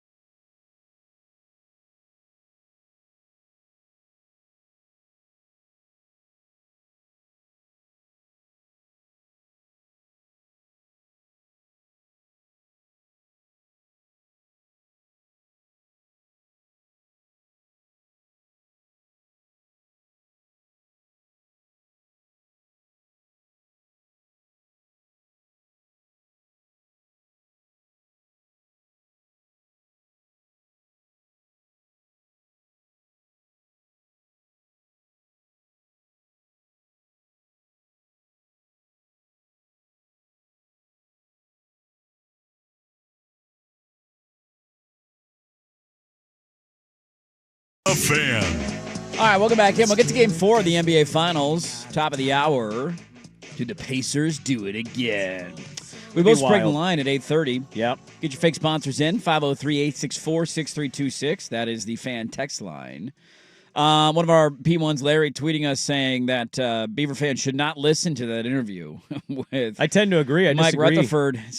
Making it sound like a trap game. It sounds like a trap game. Trap I agree. Game. Are you going to step into the trap, or will you evade the trap today in Omaha? Their biggest problem is that like the pitcher on the bump for them today is their absolute unit. For Louisville? No, for Oregon State. Oregon State. They got Dax on the bump. It's that offense, man. That offense can go from being the best offense in baseball to anybody want to get a hit? Yeah, they can strike out in bunches. They whiff in certain moments. So like, I feel like that's a lot of college baseball, is it not? You just have times where you can't throw a strike, and there's times where you just can't get a hit to save your life. I know, but when they go, there's highs and there's lows. When they go cold, though, man, they go cold. I mean, Mike was telling us about a Louisville game in which they lost 13-11 and walked 15 batters.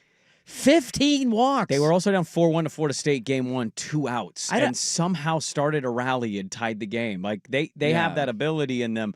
I'm not going into that feeling confident. Trap game. Avoid the trap today. Just survive in advance today. You can never know what to make of this World Series stuff. Like you can say, well, there's not that many SEC teams, and there's all these unranked teams, and a Murray State's in it. Like, yeah, so. I've watched Oregon State repeat as champions when no one in America thought that would happen. Coming out of nowhere. One of our Beaver P1 said both in 2006 and 2018 they lost the first game in both the round robin and the 3-game series. They were the only team. I forgot the 18 one they lost. Yeah, to ever do that, not just once but twice. The only team that's ever done it. So they've done it twice. So even if you lose today, at least you got the track record there in your history. As Swigart told us earlier this week, they've been there. They know. Yeah.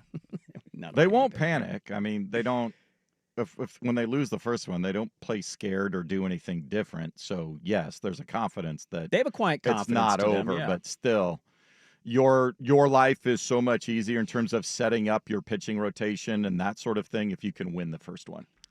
So we're pretty pumped for tonight. Beaver fans pretty fired up. I think so. Yeah. This is it. This is your thing. Yeah. Here we go. College World Series again. Baseball school. First time since 2018 is pretty bananas. It's dual screen night for a lot of people, I think. If you're at home in front of your TV. It depends. If you're an Oregon State diehard, dude, there's a lot. A lot of Oregon State fans are not watching the NBA Finals tonight. They don't care. Wake me up in the next game. I like that Swag has this as a dual screen night. It's like this game matters. The other French game Open is going on, dude. You got to have 4 screens going on tonight. Come on, how do you not? Yeah, it's pretty wild. My whole time reference. I don't know about you guys with this. Like when I heard 2018 was the last time they were in there, it feels like that was 2 years ago, but also 15 years ago. I don't know if that was a COVID thing where it's just everything is warped in my head. It doesn't feel like it was that long ago. But then you think of it, it's been almost a decade since they've been. And the last time they were there, they won a national championship. So it'll be fun, man. College World Series is always entertaining. I will watch until Oregon State is eliminated, and then I'm out probably. I'll watch maybe the closeout game if it's like a Coastal Carolina needs to win. If a Murray State's got a shot at winning a national title, I'll watch that. But if it's like LSU versus Arizona, yeah. I'm not watching that. You will. You'll feel good if Arizona wins. We lost to the champion. But we didn't lose to the champ. They won your regional, though. You'll brag about that. The line doesn't work. We didn't lose to them. We lost to worse teams than them. It's almost more embarrassing that we didn't lose to them. It's one thing to lose to the team that goes on to win the national title. We didn't even get to play them. Because we couldn't beat Utah Valley. The Eugene regional winner won the World Series, is what you guys will say. Oregon State starts their run in Omaha today, 4 o'clock, and the College World Series officially begins. Hope everybody who's going out is going to have a blast. I'm sure a lot of Beaver fans are on their way. It's been a while since they've been there, and they got a chance to win a 4th national championship. We got a lot to get to in the final hour of the show. We both Sprague the line at 8:30 to get those fake sponsors in. 503-864-6326. Let's start with some NBA Finals chat. Game 4 tonight. Indiana is just continuing to do this. Does OKC bounce back? What do we expect tonight when the Pacers and Thunder meet for Game 4? Start the final hour there next on 1080 The Fan.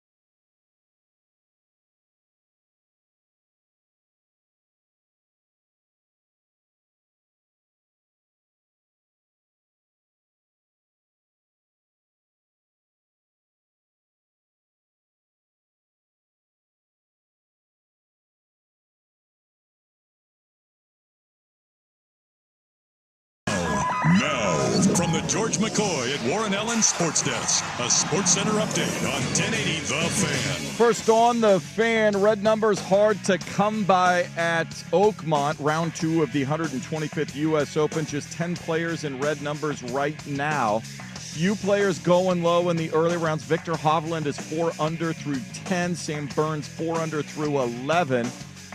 Everybody still chasing J.J. Spaun, your overnight leader, the only bogey-free round on day 1. He'll start the day just before 10 a.m. at 4 under. Scotty Scheffler just made a birdie. He is plus 4 through 11, plus 1 on the day. The projected cut right now at plus 5. Game 4 of the NBA Finals coming up tonight in Indianapolis. Pacers trying to take a commanding 3-1 lead in the series over the heavily favored Thunder. 5:30 tip. You'll hear it on 910 ESPN Portland. Our pregame coverage starts at 4:30. OKC holding as a 6-point favorite. Oregon State looking for a 4th baseball national championship. Begins its run in Omaha tonight against the Louisville Cardinals. First pitch just after 4. You can see it on ESPN. The Beavers beat the Cardinals 11-4 in the 2013 College World Series, their only previous meeting in Omaha. More sports scores and stories in 30 minutes. Jason Swigart from the George McCoy at Warren Allen Sports Desk. Hurt missing work. Insurance companies acting like jerks. Don't call your mom. Call George McCoy at warrenallen.com. It's back. The 11th annual Fan Golf Classic at Langdon Farms Golf Club happens Tuesday, June 24th. Presented by your local Toyota dealers. Reserve your foursome now at 1080thefan.com.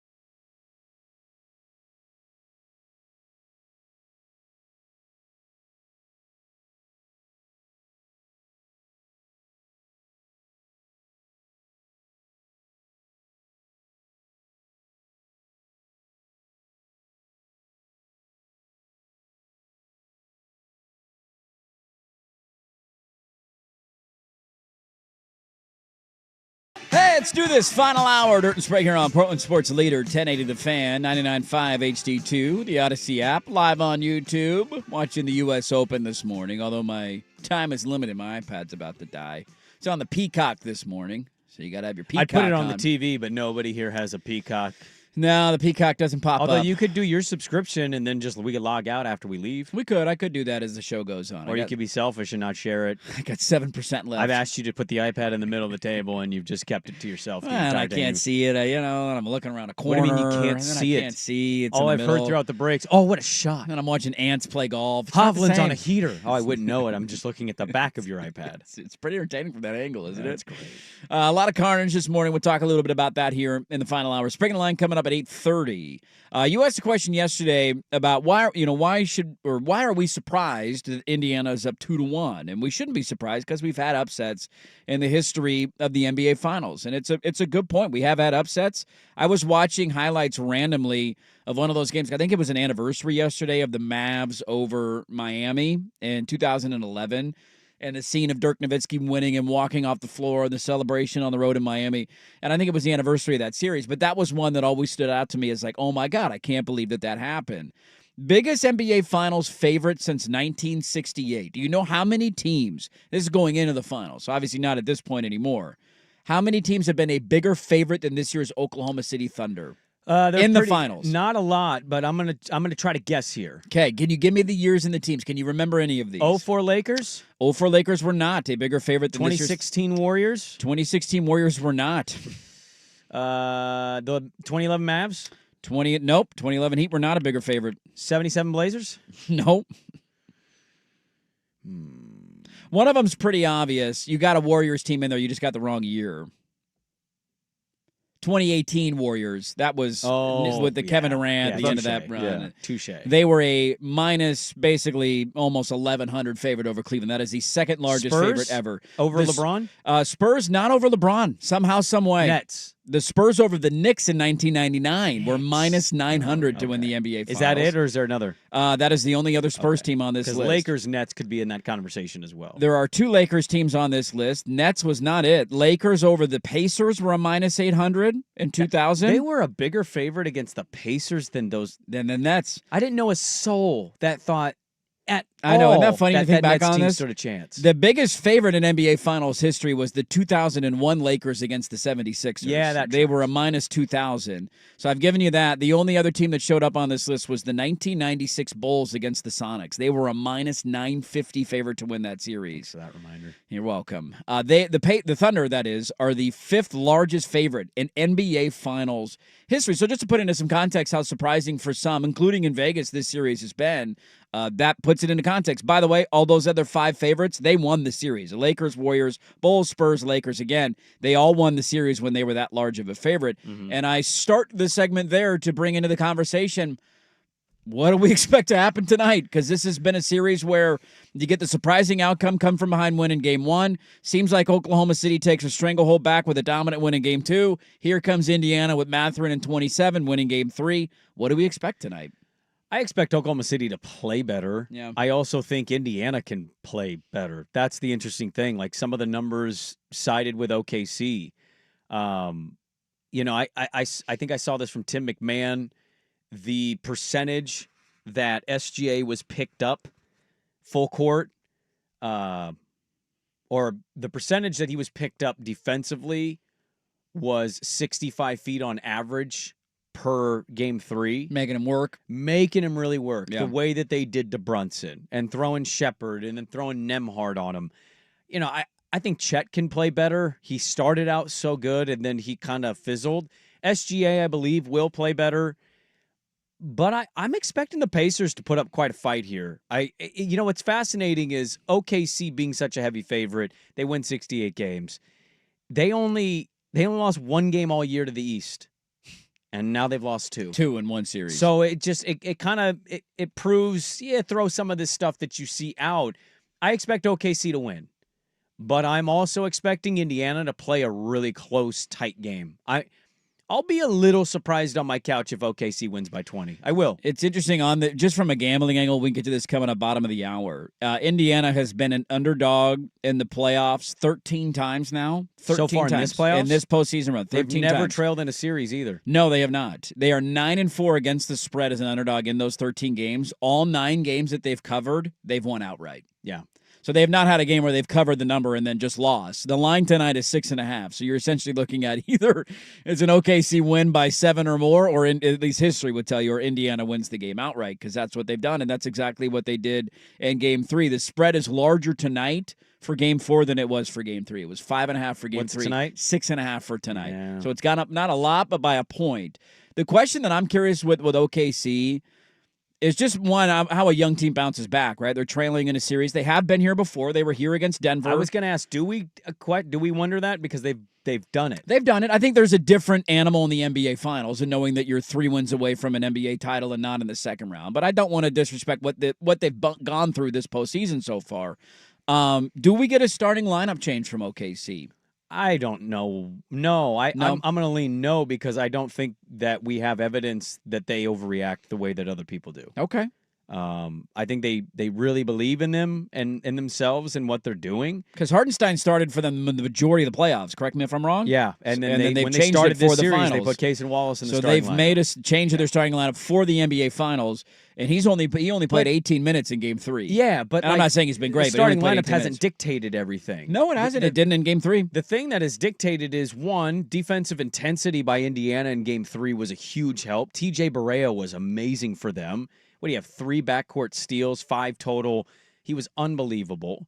Mathurin chipping in 27 certainly helps. Turner's been awesome defensively in this series. You're seeing them be active. Here's the thing that I wonder. I don't believe Oklahoma City can win playing the Pacer pace.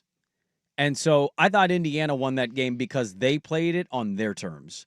So Oklahoma City kind of slowing it down a little bit, sharing the basketball more, not playing so much one-on-one here, and maybe doing things to get Shea more freed up. and allow him to more operate in the space, to be aggressive and open things up for other guys. Caruso was terrible in the last game. He was kind of a no-show in that one.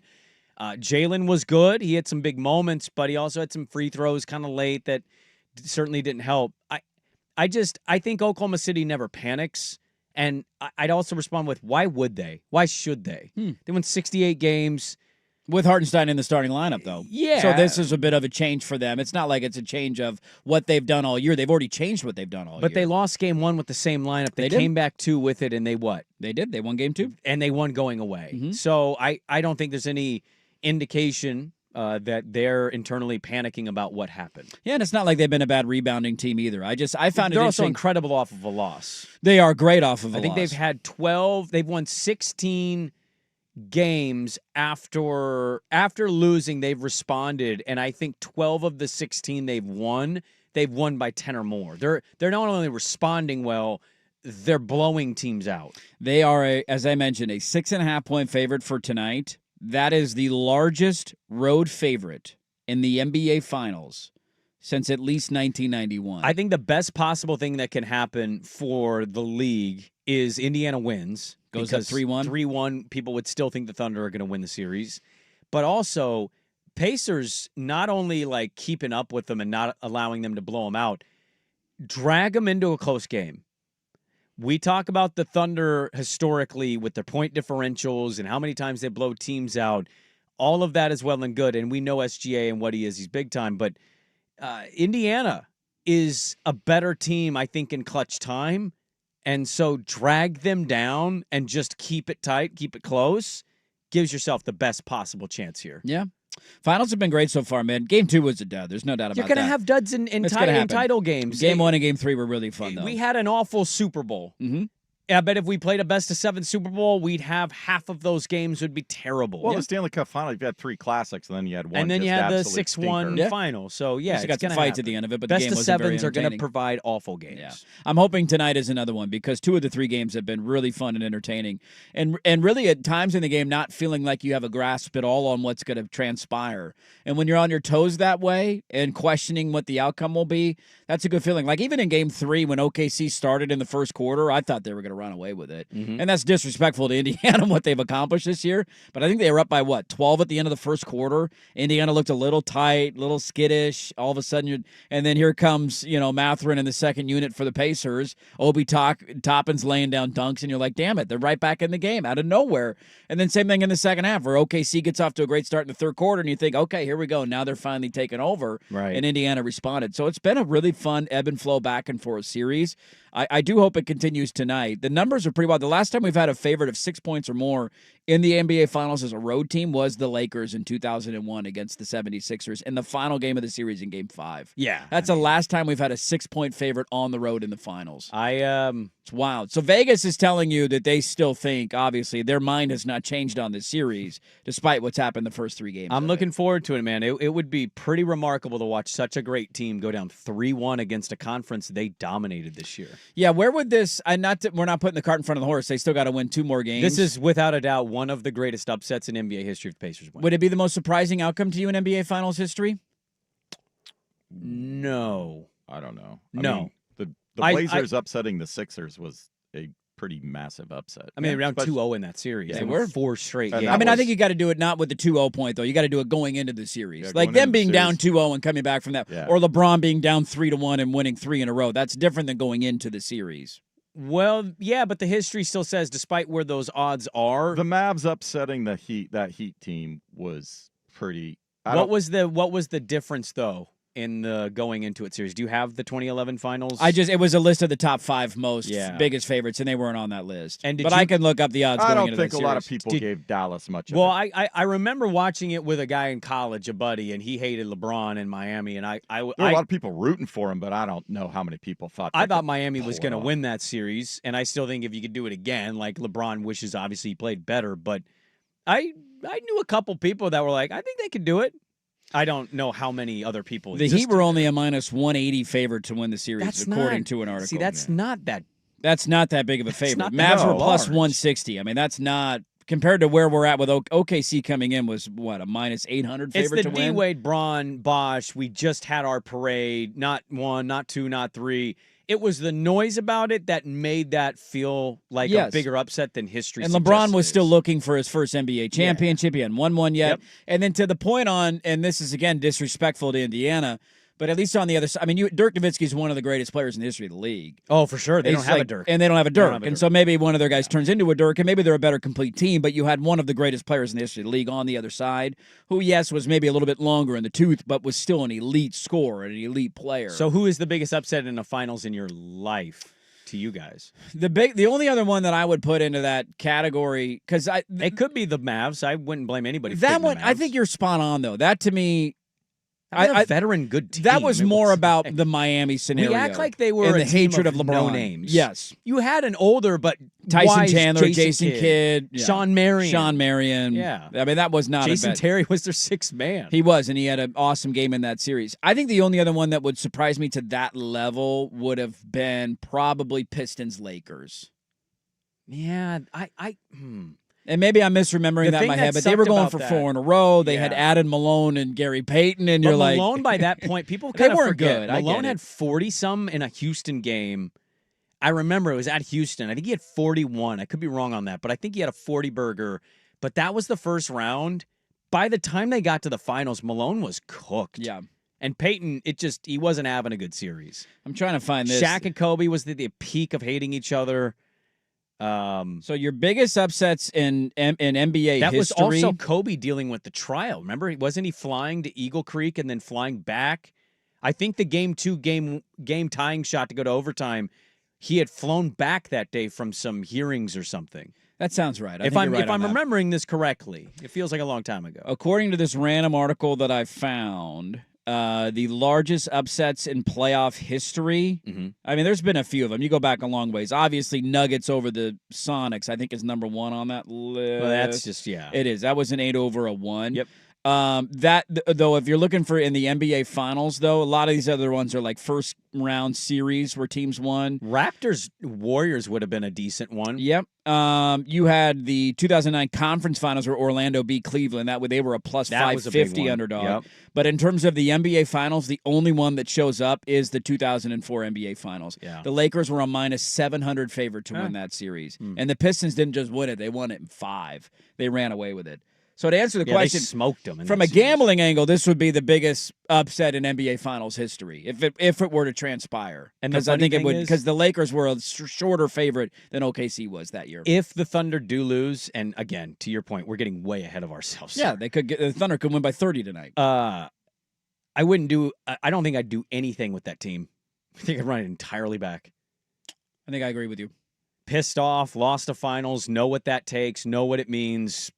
Buckle up, buddy. Young guys only You're going all to get better. 27, 26, 24. Like, Yeah. let's go. So game 4 is tonight. Are we going to Sprague the line on that game? How do we feel? We'll find out coming up in about 14 minutes from now. I got some other odds and ends to get to. A little U.S. Open look at the old leaderboard. We got a FUP date right around the corner. We're back after this on The Fan.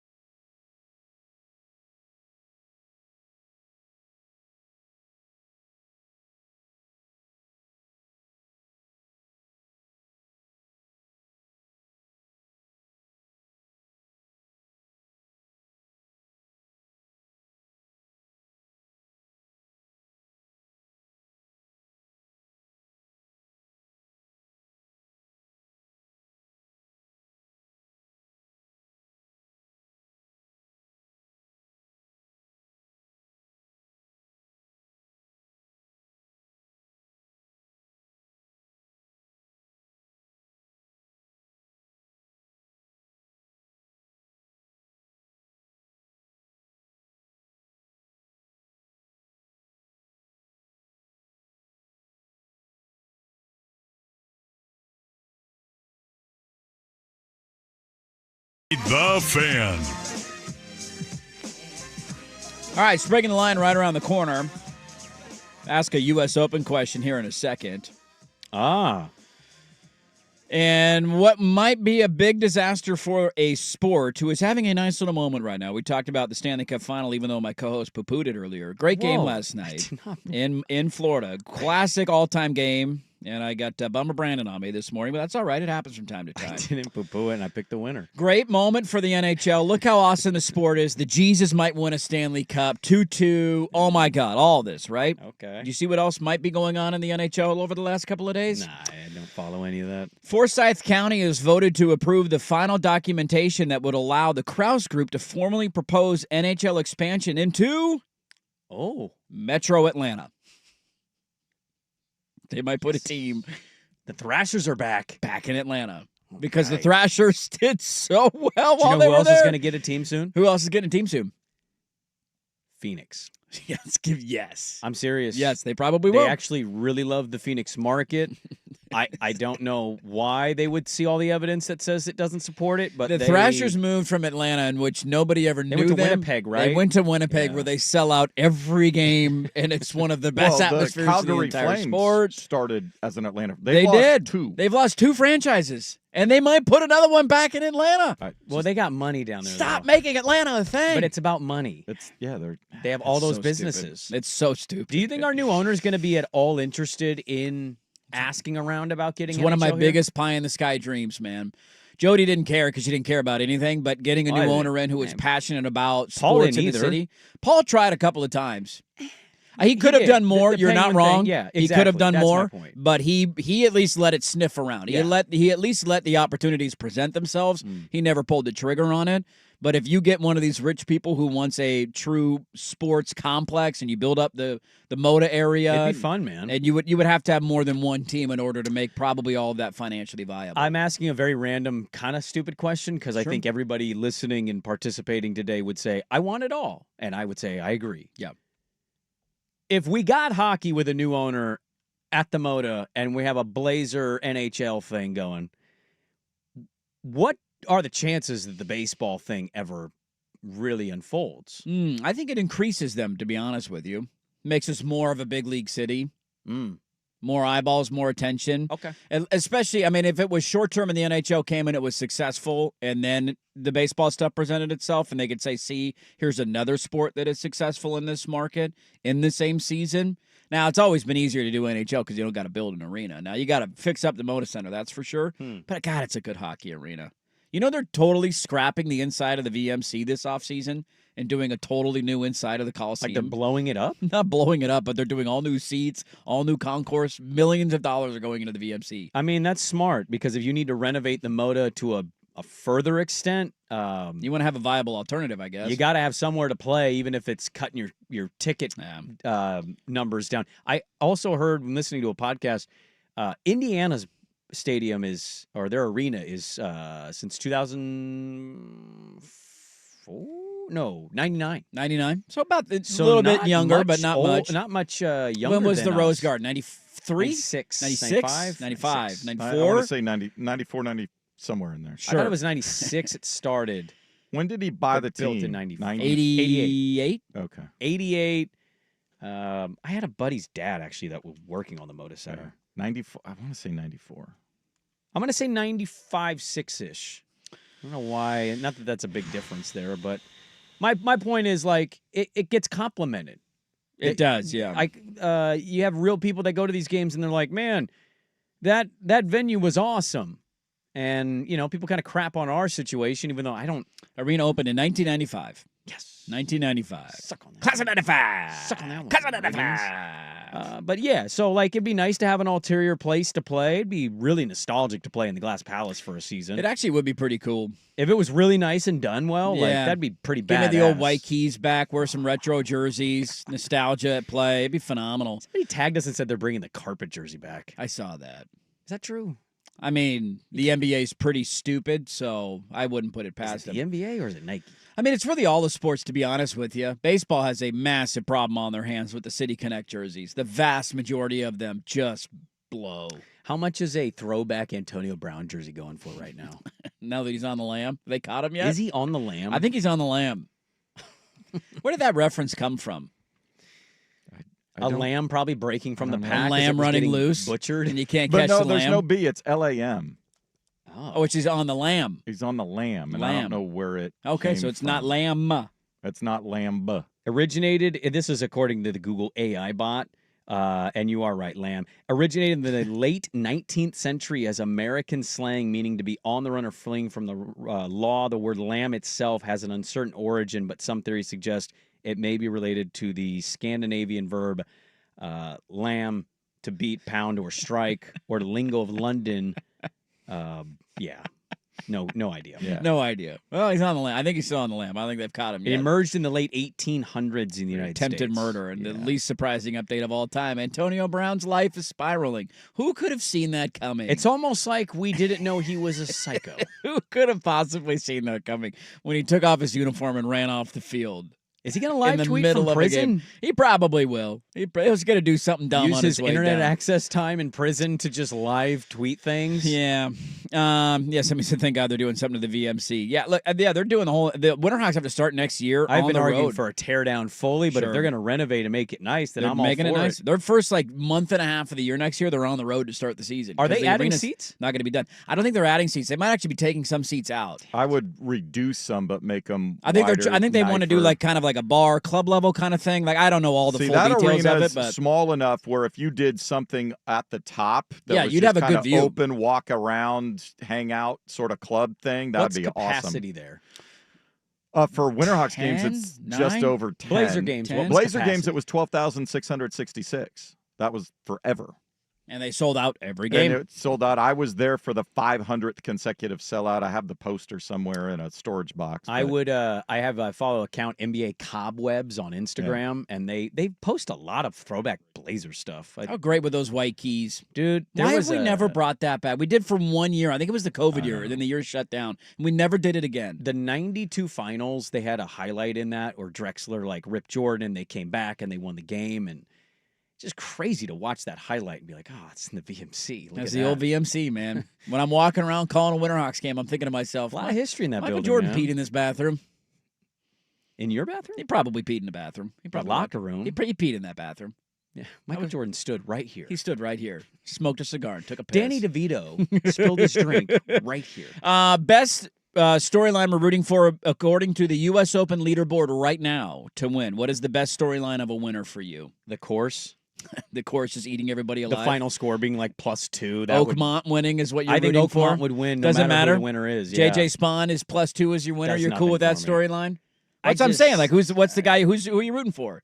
You on team Victor Hovland? He's in the mix. Hovland would. I'll say this about Hovland. Brooksy getting number 6, his third U.S. Open. He's still in the mix. Brooksy would be cool. Brooksy winning 6 majors would Colin be. Morikawa getting another one. He's that would right make there me in the happy. mix. That'd be his third, right? He's only 5 off. That would be his third. Yeah. Brooksy winning 6 major championships would be the Jimmy Butler of golf. Right after Rory tied him at 5, he could go back ahead. But all time, you would never put Brooks ahead of him. No. His career win total is very low It's compared to super Rory low. McIlroy's, but He's been openly saying, I don't care about Doesn't golf care. unless it's a major. Well, now he's on live, and he literally doesn't care about anything other than majors. Who's the one for you? Probably, I'm a huge Victor Hovland guy. I'd be very happy I for love Victor. Victor Hovland, He seems like dude. a good dude. He's been in contention before, and he just kind of has melted down. He has. He's had opportunities. So I called him a choker earlier, and I take it back. I don't want to see him do that. I want to see him win. That'd be cool. Breakthrough, Victor Hovland. That would be an awesome storyline. We'll see if we want to gamble on anybody. We'll do that with Sprague in the line right around the corner. Your fake sponsors are welcome. 503-864-6326. We'll do some gambling. We'll do it next. First year's us with a update. This is a U.S. Open Week edition of Dirt and Sprague. Brought to you by Langdon Farms Golf Club. Now, from the George McCoy at Warren Allen Sports Desk, a Sports Center update on 1080 The Fan. First on The Fan, a big night down in Eugene. Day 3 of the NCAA Outdoor Track and Field Championships. The Oregon Ducks have finalists in 6 events. Their best chance to put some points up. They have 2 finalists in the men's 800-meter final. That is scheduled for 6:14 p.m. Do you guys like sloths? I'm a big sloth guy. You are? Yeah, why not? It's my spirit animal. They used to have one at the zoo, and I don't know if they've relocated it, but every time we went, it did nothing, and it just was in one spot because, sloths sleep a lot. They do. I like sloths as well. Kind of a stupid animal. How stupid, you might be asking. While they're climbing trees to go sleep, they sometimes mistake their own arm as a branch, grab their arm, and fall out of a tree. That is my spirit animal. Remember Candace Cameron from Full House? Yes. Yeah, she's married to a... Yeah, sure. guy, I bet she is. She does a podcast evidently now. I know she's in a lot of Hallmark movies because my wife watches those. She said on her podcast that she will not let her family, her kids, play video games or watch scary movies.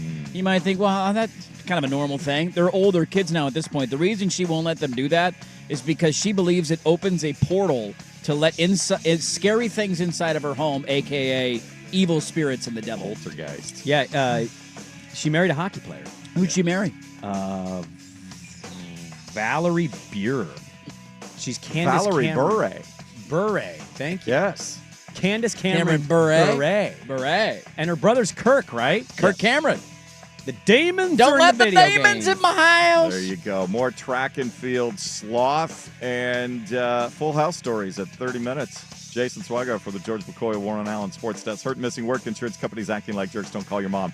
Call George McCoy at warrenallen.com. The Hot Corner, now in its new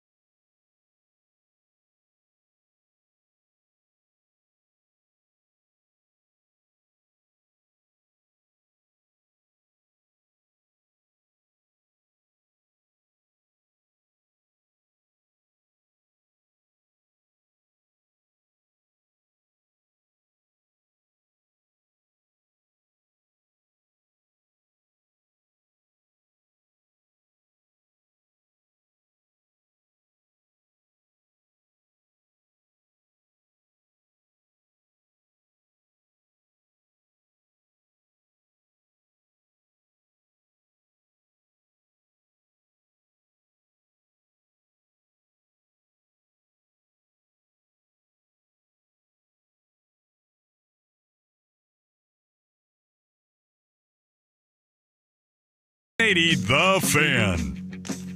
Sprague the line. Again? Sprague the line. Sprague the line. People have been asking all day, man. It's all they want to know. People have been waiting for 2 hours and 36 minutes into the show. Yeah. To know who Blue Line Brandon's going to take in Game 5. We'll get to that We're in on a moment. heater right now. I'm nervous. Speaking of line, brought to you by 8th grade graduations. Dirt mostly likes them because all the kids are the same size as him.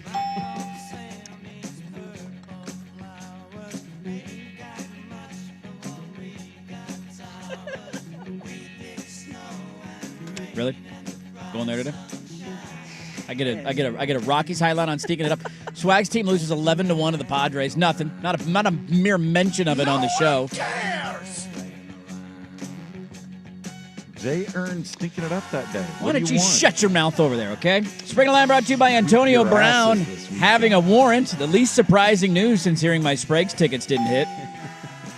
What else we got here today? 8th graders taller than me. Oh, there's definitely 8th graders taller than me. Spring Line brought to you by Sprague's House. Much like the NBA, he's going to be reduced to selling advertising space on his floor soon. He'll relax in the Blue Chew living room before heading into the Dave's Hot Chicken Kitchen to make a snack. Dude, I would totally sell out my house. That's a tongue twister. Put it on the floor like an NBA court. Let's get one more in here. Spring Blue Line Chew brought to you living by room. Dirt's Cool Shirt. That it is. It's just a cool shirt. Hey, Yeah. thank you, man. Thank you. Appreciate that. 6.5 is your line tonight in Yeah. the NBA Finals. I'm taking the largest road favorite in an NBA Finals game in 24 years. I'm so nervous to do this because I think they're going to win in blowout fashion. I'm taking Pacers plus 6.5. You taking Pacers plus? Weird. It's Now 6 they have right now at DraftKings. 6 on DraftKings. Okay, 6 on DraftKings. Okay, but I mean it's half points. Not that big of a deal. They haven't you covered need it to be 7. You do need it to be 7. You They don't have wanna push not covered a game without winning as an underdog in the Pacers playoffs. are plus 180 on the money line. That's a little tasty. I'm going to be honest with you here. I don't feel good about it because it's against my rooting interest. Oh, no. I might lay a hog on Oklahoma City tonight. Yeah, I can tell. Just bounce back factor. You're going to hammer in if they go down 3-1 as well. I absolutely will because if I can get the Thunder at plus money to win the series, I'll take that plus money. Will it all be day. plus money if they go down 3-1? I think if they're down 3-1, it'll be I think plus so. money. God, because there's still Let me a look at the favorite. series futures It because might be even money, but right now, I mean, you could still get, if you like the Pacers to win the NBA Finals, they have a 2-1 series lead. was it All like you need. plus 175. It's plus 185. Plus 185. I mean, that's pretty remarkable. OKC is still a minus 220 favorite to win the series. So if they lose tonight, that probably goes, what are we thinking? Maybe it's only a minus 105. If it's still minus money, that's going to be insane. That's crazy for Down a team to be down 3-1 and be minus money. and still be the favorite to win the series. That would be stupid. That's nuts. I think I'm laying a hog on I want Indiana to win so bad. That would be incredible for the league and great for basketball and awesome for my personal rooting interests. But as Ken Barkley once told us, he told us a lot of great things. You know what? I like money. You know what? I don't like jokes. He's got a lot riding on this thing, man. He's got a lot riding on OKC. Yeah, he a does. lot riding on OKC. So I think I'm going to take the Thunder. Swag? I might take the points. I think if OKC wins, they're gonna have to grind it out. I think the Pacers are they're extremely comfortable. They're not panicked if they're down early.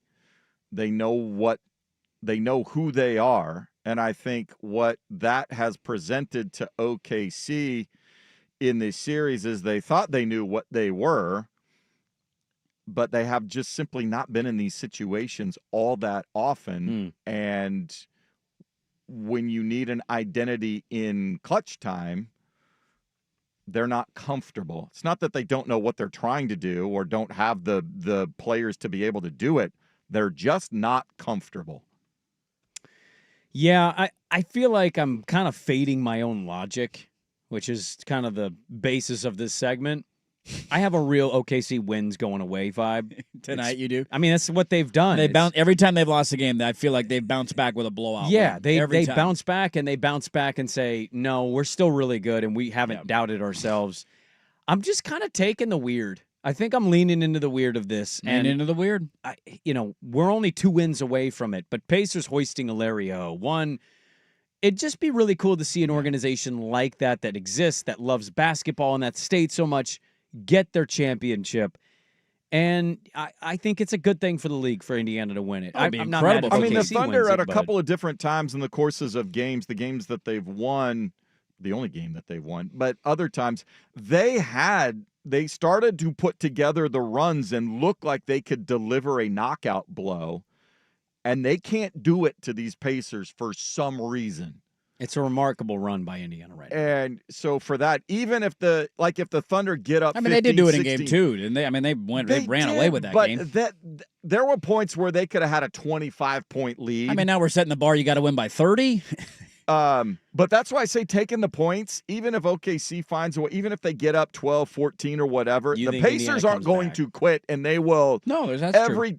whatever seconds are left on. So I could see a little backdoor cover if the game goes in that direction. Yeah, we'll see. I'm excited for tonight, man. Pacers winning game 3 was the best thing that could have happened to that series. Who are you guys going to pick going into the week? And do we got top 5 finish? Do we got top 3, top 10? Are we picking an outright winner for the U.S. Open? Where I we just going? put $1 on Thurston Lawrence. $1 wins you 51 if you want a little unit. He's 3 under. I mean, Why not? he hasn't teed off yet, so he's probably going to blow up today. Thurston Lawrence winning would the be pretty US remarkable. Open would be Dude, live crazy. betting golf is the absolute best because you could get odds all over the map, especially considering keep an eye on guys who were like in that 2 to 3 over range because the leader, nobody's going to run away with it today. There's nobody going low. Brooksy right now is plus 300 for a top 5 finish. Yeah, that's not a bad bet right there. And I see him, even if he has the ability to pull something out, to make it eagle somewhere where most guys can't make an eagle, that sort of thing. That Patty Reed albatross, that sort of stuff. Do you guys dabble in the top 10, top 5 stuff more? Because those odds are still pretty juicy. I would as well. dabble more. juicy, Picking man. a winner Picking is a winner still... throwing it's a finding dart. a needle in a Right, haystack. yeah. Scotty Scheffler might miss the cut, although I do think the cut line will rise as The the cut day rise goes is at on. right going to now. go He's to at 5 plus over. 6 or plus With 7 by the 6 end holes of the to day. go. Yeah. 6-ish holes to go. I saw him a little bit yesterday, and he was hitting shots that were 20 yards short, and I'm like, what's going on there? I mean, it's eating people alive today. All right, your Timbers are minus 110 tonight. Earthquakes plus 235, plus 295 for it's a Dirt's draw. cherry popping night. We Yeah, got we got to get to that. We'll get to that in the final segment. Okay, we'll hold that one Hold then? that one. Hold that Okay. one. Wait, look, what are we doing here? What are we doing? 2 hours and 43 minutes. We've made the people wait. Who are we going with tomorrow night? Back in Edmonton, Oilers minus 122 on the money line. Panthers plus 102 on the money line. Pivotal game 5. All right. Everybody wants to know. People have been tweeting us for 24 hours. Okay. Waiting for Blue Line Brandon's picks for game 5 of the Stanley Cup final. Riding a heater, feeling good, never a doubt yesterday, all-time historic great game. Never seen that in the history of the Stanley No. Cup final. My pick for game 5, I'll tell you next. On the Fan. It's back.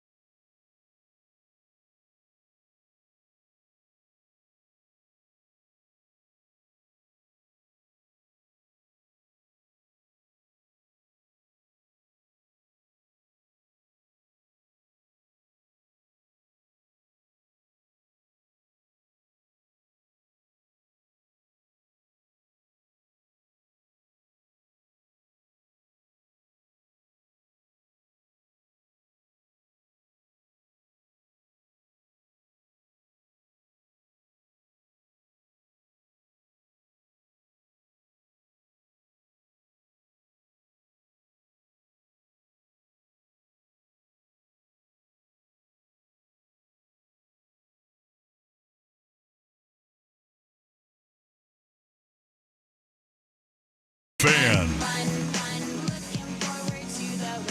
There you go. Fist pumping your way into the weekend every single Friday. Ryan Seacrest back with you here as we await the America's vote total. Who will advance an American Idol? Blue Line Brandon's on a heater. People tweeting us last night. Yep. Here he comes again. Blue Line Brandon. How close were you watching on your phone last night? Because I know you had the party going on. I was watching on my phone you watching at on the your party. phone? Yeah. That's I told you. You text me a photo of the up tops. I was around parents. I had to get out of that quick. Oh, it's funny because I texted when they scored to officially take the lead late in the third period. It's like, oh my God, Edmonton's going to do this. And what I respond with? And then you responded with the all-seeing Illuminati eye. Yeah, and then they gave up a goal 19 seconds ago. And I was like, oh no, we almost stepped in it. And then they won it overtime. It was an all-time great game. Never a doubt. So before I get to popping my timber cherry, Yes. who do we like in Game 5 of the Stanley Cup Final? It's a tough one, man. I might change my mind tomorrow. There's, who's to say? No, there's no Who's change to in your mind. say? Who you say on the air is who you say. You got to pick a side and go with a side. Are you hating or loving this that I've been right? I mean, I'm trying to gamble with you. So keep going, keep getting them correct. It's tough, man. That was devastating for Florida. Devastating. Come back late like that and then losing in OT on a lucky shot, pass, whatever you want to call that. And blow a 3-0 lead. The only team that's ever done that in the history of the Stanley Cup Final. I hate to say it because I think the environment's going to be so great. You can't kill an ice cat. We're rolling Florida. Florida, 3-2 series lead. 3-2 series lead. Going into Game back 6. To the Swamp. With a chance to close it out. Oh, yeah. On home ice. Oh, yeah. There you go. You heard it here first. Blue Line Brandon. They're going up 3-2. Is on the Florida Panthers tomorrow. Plus money bet if you like the Florida Panthers. You guys seem like you disagree? No, I don't. This is such a toss-up series. There's no take either way. Plus 102. Well, I do is your money think line. Pickard's got to be in net. Pickard again. will be in net. Yeah. They're done with Skinner. They'll ride that momentum. Told you about old Skinner. He's got his highs and he's got his lows, and sometimes bad Skinner shows up, and you got to get him the hell out of there. It's hard to blame him because they went on. I mean, they took stupid penalties at the end of the period. It was a 5-on-3. The 5-on-3 was ridiculous. Not necessarily his fault, but you have to make the change there to give your team a little. It's such an embarrassing look for the league to not have your Stanley Cup Final on network television. And I think the TNT crew does an incredible job. I genuinely enjoy them. I watch it. I love a lot of the people on the broadcast. Their play-by-play crew and color guys are all good. It's just not having the series on network television. Why did they get it and not sucks. ESPN ABC? Because they have the NBA Finals. I think they flip-flop it every other year. They trade off every other year. Oh, do they really? Yeah. Well, they could go. They're on off. I know they're playing on different nights. I know that. But I think that NHL deal was because I think what they pay is fairly equal between the two of them. So every other year it's like the Super Bowl rotates amongst all now when their they're on broadcasters. ESPN, ABC, are the games on ABC or are they on ESPN? Because I can't remember. I think the weekend games are on ABC. Maybe the weeknight games are on ESPN. I don't know. What are we What doing? are we doing? It's one of the Core 4 Sports Championship. Put it on network television. This isn't that complicated. I digress. All right, we're going to the Timbers game tonight. We are. We're Timber Bros tonight. Yeah. Do I get to go down on the field and grab the chainsaw? Is that allowable? No. They don't let you do that. No. Okay. Can I call Timber Joey and see Timber if he'll let Joey me on the field? He will come around with the chainsaw and fire up different sections. Are we that close? I don't know where we're sitting. I know we're in the club We have level. a club situation. We're hanging out in the club. They got free booze in the club. Oh, okay. Do they? I'm asking. I don't know. I've You've never been in the club before? No, because all my friends they're on the old side. He sings. We're in the no, we're not in the Army. We're in the Blue Hairs on the west side. I've sat on that section. I'd always prefer that section. Ole, ole, ole, ole, The Blue Hairs. ole. How many songs do I need to know? Do they sing None. songs the entire game? None on your side. Yes. Can I jump in? Can I sing along? No. Should be able to. Do they give you a card to know the words? No, but No. I think you can go online. It's like somewhere and line maybe dancing. hunt it You just down. have to know how to just do it. got it if you don't know. And you're like, how do all these screwed. white people learn all these moves? Do I need to bring a scarf tonight? It might get chilly. I do not own a scarf. You don't own a scarf? You're a Timbers fan. You don't own a scarf? yeah. Isn't that I have controversial? a jersey. Okay. You got a kit that I have can a borrow? kit. Should Yeah, I I have a jersey? couple of kits. get some Really? kits? Yeah. Who did you buy? Well, you don't. I mean, one. 69 Swigard? No, we were presented. I think Suk and Isaac and I were presented with jerseys when they became an MLS team in 2011. Isn't that cute? That would And be so so then, no, you don't get any I mean, Primetime every year threesomes. they have it's a new design and a new sponsor, whatever. So. What kit are they wearing tonight? Do we know? Are they going with those like pink ones? Are they still wearing those? Those they flesh-colored tweet those ones? rose ones, yeah. Are Those still are out up there? somewhere. They usually Okay. tweet out like what their kit's going to be. Well, I'm pretty excited, man. I've never been to a Timbers game before. They owe San Jose because they played at San Jose earlier in the month down there and got it handed to them. So I think they will be a little fired up.